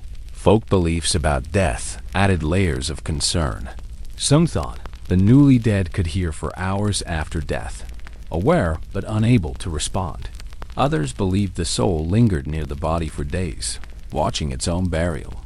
These ideas made the prospect of premature burial even more horrifying. Not just physically conscious, but spiritually aware of what was happening. So medieval people didn't just fear death. They feared premature certainty, the moment someone decided they were gone when they weren't. They feared silence mistaken for stillness, sleep mistaken for death, and the terrible possibility of waking in darkness, trapped, abandoned, mourned prematurely by people who couldn't hear their screams. And in a world where the line between life and death was thin, blurred, and poorly lit, that fear made uncomfortable, reasonable sense. Better to wait, better to watch, better to be absolutely certain before putting someone in the ground, because some mistakes couldn't be undone, and the cost of being wrong was unthinkable. Section 15 medieval life was absurd, not just miserable. It's easy to imagine medieval life as an endless parade of suffering, dirt, disease, danger, and despair stacked neatly on top of one another like a historical misery sandwich. And yes, life was hard, painfully hard. But what often gets lost is that medieval people weren't walking around in constant existential despair, clutching their heads and waiting for the next disaster to arrive on schedule. Most days were ordinary, and ordinary medieval life was quietly absurd. People laughed, they joked, they gossiped enthusiastically about neighbors, complained about weather and prices and authority, and found humor in the strangest places. Medieval humor was blunt, crude, and extremely unfiltered. Marginal doodles in manuscripts reveal this beautifully. Monks, those paragons of piety, decorated the edges of holy texts with fart jokes. Animals wearing clothes doing improbable things, priests doing questionable things, and drawings that raised deeply uncomfortable questions about the artist's state of mind. These weren't mistakes or accidents. They were deliberate, tiny rebellions of humor hidden in plain sight. Festivals existed everywhere. Saints' days, feast days, harvests, celebrations, market days. Any excuse to stop working, eat too much, drink something questionable, and forget responsibilities for a while was embraced enthusiastically. People danced badly. They sang loudly. They mocked authority figures with jokes that were just subtle enough to avoid punishment. Usually, even hardship had routine. Famine wasn't a constant emergency. It was something people planned around, adapted to, survived through. Illness was frightening but familiar. Death was present but not paralyzing. When everything is dangerous, you adapt emotionally or you don't survive. Medieval people adapted. Absurdity became a coping mechanism. Naming tools, believing sneezes were dangerous, avoiding unlucky days, arguing with ovens, assigning personalities to objects. None of this meant medieval people were foolish. It meant they were human in a world that offered very little certainty. They found meaning in ritual, comfort in repetition, humor in exaggeration. When you can't control much, you control how you react. And medieval people reacted with creativity, stubbornness, and occasional delightful nonsense. They took their religion seriously while also finding room for folk beliefs, superstitions, and traditions that made no theological sense but felt right. They told jokes about death, about nobles, about priests, about each other. Humor was how they processed fear and frustration. A well-timed joke at a tavern could be more valuable than a day's wages, cementing friendships and relieving tension that might otherwise explode into violence. They gossiped relentlessly, turning other people's misfortunes and triumphs into entertainment. Who married whom? Who insulted whom? Whose pig wandered into whose garden and refused to leave? These stories circulated endlessly, embellished and retold until everyone had heard 3 different versions, all contradictory. They sang songs while working, not just pretty melodies, but bawdy ones, angry ones. Songs mocking the Lord or the church, or the neighbor who still owed them money. Music was everywhere, filling silence, marking rhythm, expressing what couldn't safely be said in plain speech. They loved their animals, named their tools, swore at their ovens, and treated inanimate objects like collaborators or enemies, depending on performance. This anthropomorphization made tedious work bearable, loneliness less acute, and survival slightly more companionable. They held festivals that seemed designed by committees with no concept of restraint. Food fights, drinking contests, symbolic rituals involving fire and noise. Processions where everyone dressed ridiculously. Inversions of social order where servants pretended to be lords and everyone agreed to pretend this was totally normal for one day. The Feast of Fools turned hierarchy upside down, allowing peasants to mock priests and wear bishops' robes while the actual clergy pretended to be scandalized but secretly enjoyed the break from dignity. May Day celebrations involved dancing around poles, crowning May Queens, and engaging in courtship rituals that the church officially frowned upon, but unofficially tolerated because suppressing them proved impossible. Young people disappeared into woods and came back hours later with flowers and knowing smiles. Everyone pretended nothing had happened. Spring required its own acknowledgement, and medieval people understood that nature didn't follow ecclesiastical rules. Harvest festivals exploded with gratitude and relief. The work was done. Winter could be survived. Time to celebrate before the cold arrived. Tables groaned under food, beer flowed freely, and people danced until exhaustion claimed them. Musicians played until their fingers cramped. Singers sang until their voices gave out. Joy wasn't restrained or moderate. It was explosive, desperate, necessary.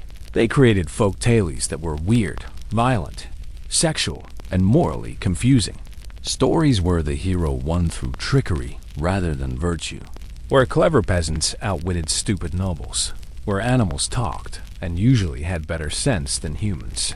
These tales were entertaining, but also subversive, quietly questioning the social order while pretending to uphold it.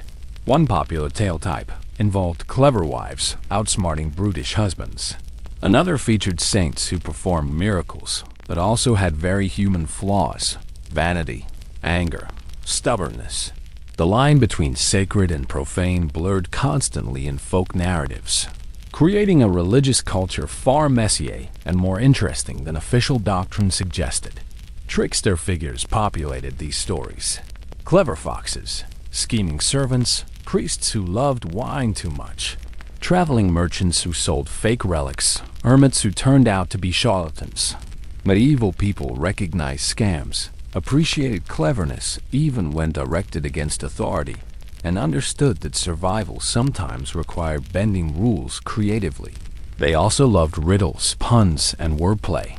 Language games entertained long winter evenings.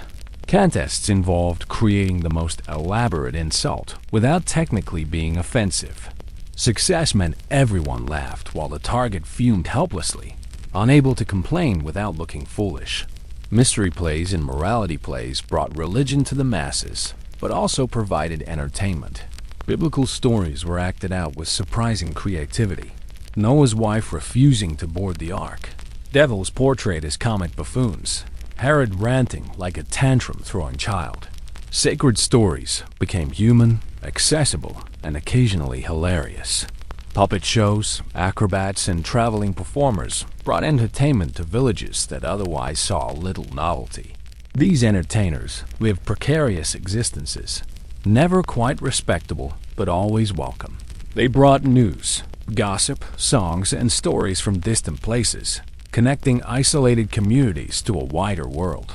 Medieval people also enjoyed gambling despite church prohibitions. Dice games, card games in the later period, betting on animal fights, wagering on almost anything. The thrill of risk, the possibility of winning, the social bonding around shared games. These made hard lives slightly more bearable. Children played games we'd still recognize. Hide and seek, tag, simple ball games using bundled rags or inflated pig bladders. They climbed trees, swam in streams during summer, sledded down hills in winter using wooden boards. Play happened in stolen moments between work, quick and intense, because time was precious. Adults played too, though less obviously. Men wrestled, competed in informal archery contests, tested strength through challenges. Women had their own games and competitions, though these were less public and less recorded. Spinning contests, bread baking competitions, races while carrying waterwork itself became play through competition and pride. They found joy in small things.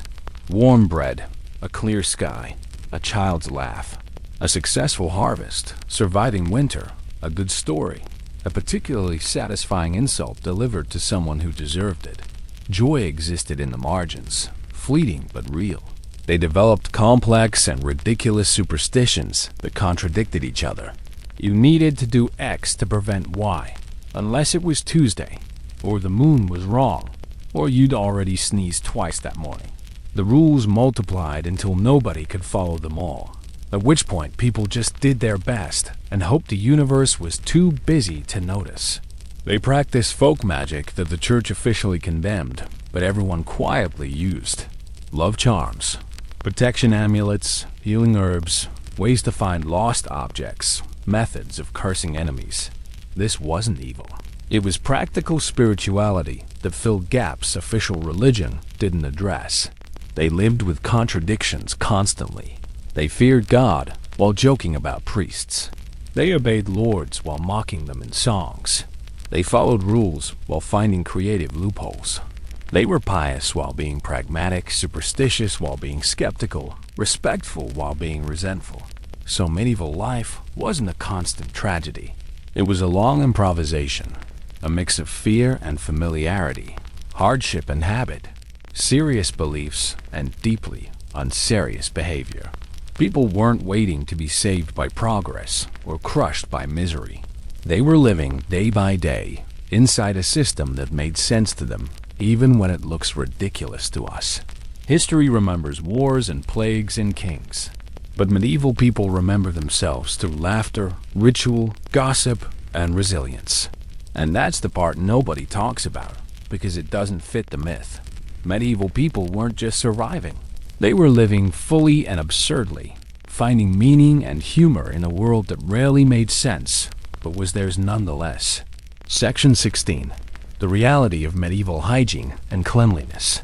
One of the most persistent myths about medieval life is that nobody bathed ever. That medieval people were walking filth monsters who embraced dirt as a lifestyle choice. This is dramatically wrong, though the reality of medieval hygiene is complex, practical, and occasionally uncomfortable. Medieval people bathed, not daily like modern habits, but regularly enough. Public bathhouses operated in many towns and cities, especially during the earlier medieval period. These weren't luxury spas. They were communal spaces where people soaked, scrubbed, and socialized. Entry cost a few coins, making them accessible to working people, not just elites. Bathhouses were gendered, with separate times or sections for men and women. They were also social spaces where business deals happened, gossip flowed, and people relaxed. The church had complicated feelings about bathhouses, suspicious of the nudity and socializing, but unable to suppress them entirely because people genuinely needed to bathe. At home, people washed regularly using basins, buckets, and rivers or streams. Full body immersion was rare, but washing hands, face, and feet was daily practice. Before meals, people washed hands ceremonially, a practice tied to both hygiene and religious propriety. Water and towels were offered to guests as welcome rituals. Soap existed but was expensive and not universally available. People used alternatives: sand for scrubbing, ashes mixed with water for cleaning, herbs with cleansing properties. These methods worked reasonably well, if imperfectly. Medieval people weren't chemists, but they understood that removing dirt and grease improved health and comfort. Hair washing happened less frequently, partly because drying long hair in cold climates was difficult and dangerous. People used combs often shared, spreading lice enthusiastically and applied oils or herbal rinses. Lice were universal and resigned to picked out during social grooming sessions that served bonding as much as hygiene. Teeth were cleaned using cloths, twigs frayed into brushes, or fingers rubbing with salt, herbs, or powdered charcoal.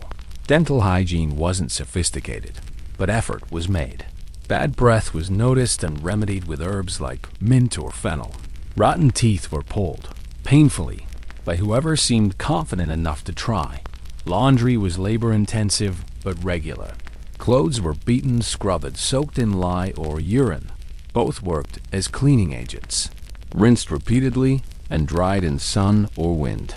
Professional laundresses existed in towns, handling washing for those who could afford the service.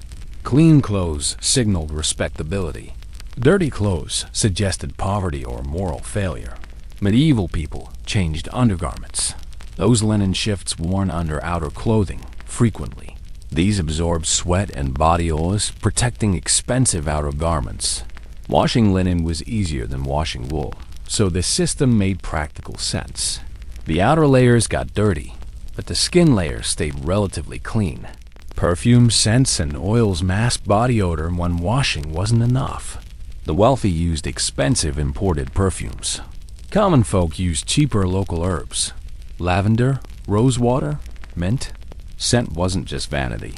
It was practical necessity in a world where close quarters and physical labor meant constant proximity to strong smells. Privies and latrines varied wildly. Castles had garderobes, essentially toilets built into walls with shafts dropping waste outside or into moats. Monasteries had sophisticated communal latrines with running water. Towns had public latrines and cesspits, regularly emptied by unfortunate workers called gong farmers, who hauled waste away at night. Peasants used simple outdoor pits, regularly moved and covered. Chamber pots served nighttime needs, emptied in the morning, ideally into designated waste areas. The oft-repeated image of chamber pots dumped directly into streets was exaggerated. It happened, yes, but laws existed against it. And communities enforced basic sanitation standards because living in filth made everyone sick. Waste disposal was taken seriously in cities. Butchers were required to dispose of animal remains properly. Tanners, whose work involved particularly foul substances, were often relegated to areas downwind or downstream. Water sources were protected when possible. Medieval people understood, however imperfectly, that filth caused illness. Hospitals and infirmaries emphasized cleanliness. Monastic hospitals especially maintained standards of regular washing, clean linens, and organized waste removal. Medical texts recommended bathing for health, prescribing it for specific ailments. The connection between cleanliness and healing was recognized, if not scientifically understood. Women were often responsible for household cleanliness. They swept floors, aired bedding, washed linens, managed waste disposal, and maintained standards that kept families relatively healthy. This work was invisible and endless, but essential. A clean home resisted illness better than a filthy one, and everyone knew it. Streets and towns were supposed to be kept clean by residents. Laws required sweeping fronts of buildings, removing garbage, and not dumping waste in public thoroughfares. Enforcement varied, and violations were common. But the regulations existed because unchecked filth created health crises and everyone suffered. Plagues and epidemics sometimes triggered sanitation improvements. After outbreaks, communities cleaned more aggressively, burned infected materials, and established stricter waste management. The mechanisms weren't understood, but the correlation between filth and disease was observed and acted upon. So medieval people were not universally filthy. Standards varied by class, location, and period. But the stereotype of medievals wallowing in dirt is wrong. They worked hard to stay clean within the constraints of their technology, economy, and understanding. They bathed, washed, cleaned their spaces, and maintained standards that, while different from modern expectations, were practical and often surprisingly effective. Hygiene was never perfect, but it was never ignored either. Medieval people lived in their own filth, no more than any pre-modern society did. They adapted, improvised, and managed cleanliness as best they could. And in doing so, they survived plagues, famines, and conditions that would have been impossible without basic sanitation practices that they knew, however imperfectly, kept them alive. Section 17, Conclusion. And so we come to the end of these forgotten medieval stories. These small, strange truths that slipped through the cracks of history because they were too ordinary, too awkward, or too human to preserve in chronicles and official records. But that's exactly why they matter. Medieval people moved constantly, chasing survival across terrible roads. They hired scribes to write love letters they couldn't read. They feared their left hands, avoided their own reflections, named their shovels, and patched their shoes until the shoes became more patch than original leather. They terrified themselves with silence, controlled themselves with unlucky days, and treated every sneeze like a spiritual emergency. Their childhoods were brief, their marks were their signatures, and they feared being buried alive with a reasonableness that's hard to argue with. They bathed more than we give them credit for, maintained hygiene standards within their constraints, and worked constantly to keep themselves and their spaces reasonably clean.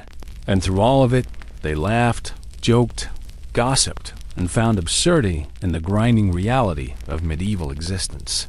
These weren't stupid people. They weren't superstitious fools stumbling through darkness. They were humans adapting to a world we can barely imagine, finding ways to survive, to make sense of chaos, to connect with each other despite limitations we've long since forgotten.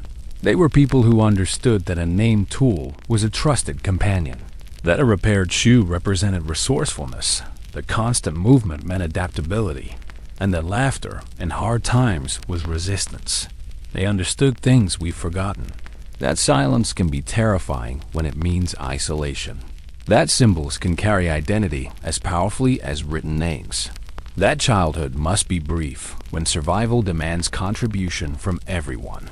That fear of premature burial isn't paranoia but reasonable caution in a world without certain diagnosis.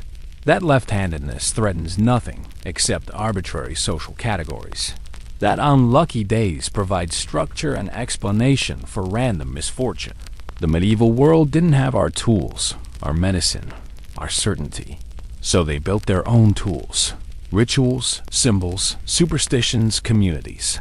They created meaning where none existed and found control where control was impossible. And they kept going, generation after generation, passing down not just their names, but their tools, their stories, their marks, their stubborn refusal to be forgotten, their practical knowledge about staying alive, and their determination to find joy, even when circumstances suggested none existed. They were not defeated by their world. They inhabited it fully, adapting to its demands while maintaining humanity, humor, and hope. They were not victims waiting for rescue by progress. They were active participants in their own survival, making choices that made sense within their context, developing strategies that worked within their constraints, and building communities that supported each other through shared hardship. And perhaps that's the most important forgotten truth about medieval people. They weren't passively enduring history. They were actively creating it, one patched shoe, one named tool, one outsourced love letter, one carefully observed wake, one traveled road, one marked document at a time. They were living fully human lives in circumstances we can barely imagine, finding ways to matter, to be remembered, to survive, and sometimes even to thrive. So tonight, as you drift off, remember that history isn't just the big events, the kings and battles and plagues that make it into textbooks. It's also the small ones, the details that were too ordinary to record, but too important to forget. The outsourced love letter that carried real emotion despite formal language. The named shovel that represented partnership between human and tool. The fear of silence that revealed how much comfort comes from shared sound. The carefully repaired shoe that proved resourcefulness and determination. The bath taken in a wooden tub by firelight that showed people cared about cleanliness within their means. These tiny details, these forgotten practices and beliefs and fears, tell us more about being human than any battle or coronation ever could. They remind us that people across time share fundamental experiences: the need to be remembered, the fear of isolation, the desire for connection, the determination to survive, the impulse to laugh at absurdity, and the capacity to find meaning in the smallest rituals and objects. If this kind of storytelling helped you rest, if these forgotten medieval truths brought you any peace, feel free to like the video and subscribe. And let me know in the comments what surprised you most, what you'd like to hear about next, or just where you are and what time it is. It's always comforting to know who else is out here, drifting off to the same strange, beautiful, absurd truths about people who lived hundreds of years ago, but weren't so different from us after all. The medieval people we visited tonight weren't characters in a story. They were real humans who woke up tired, worked until exhausted, worried about their children, loved imperfectly, feared genuinely, and died knowing their time was brief. They navigated a world that was harsh, unpredictable, and often cruel, but they did so with creativity, resilience, and an unexpected capacity for joy. They understood that survival required community, that identity could exist without literacy, that beauty could emerge from necessity, and that laughter was sometimes the only reasonable response to circumstances beyond control. They knew that shoes must be repaired because new ones were impossible, that tools deserved names because they were partners in survival, that silence was dangerous because it meant isolation, and that being remembered required active effort because time forgets easily. They were not waiting to be saved by the modern world. They were too busy living, adapting, surviving, and occasionally thriving to wait for anything. They were fully present in their own time, making the best of impossible circumstances, finding meaning in ritual and connection, and building communities that sustained life even when individual lives were short and brutally hard. So sleep well tonight, knowing that you've spent time with them, these forgotten medieval people who weren't so different after all. Their struggles echo in our own.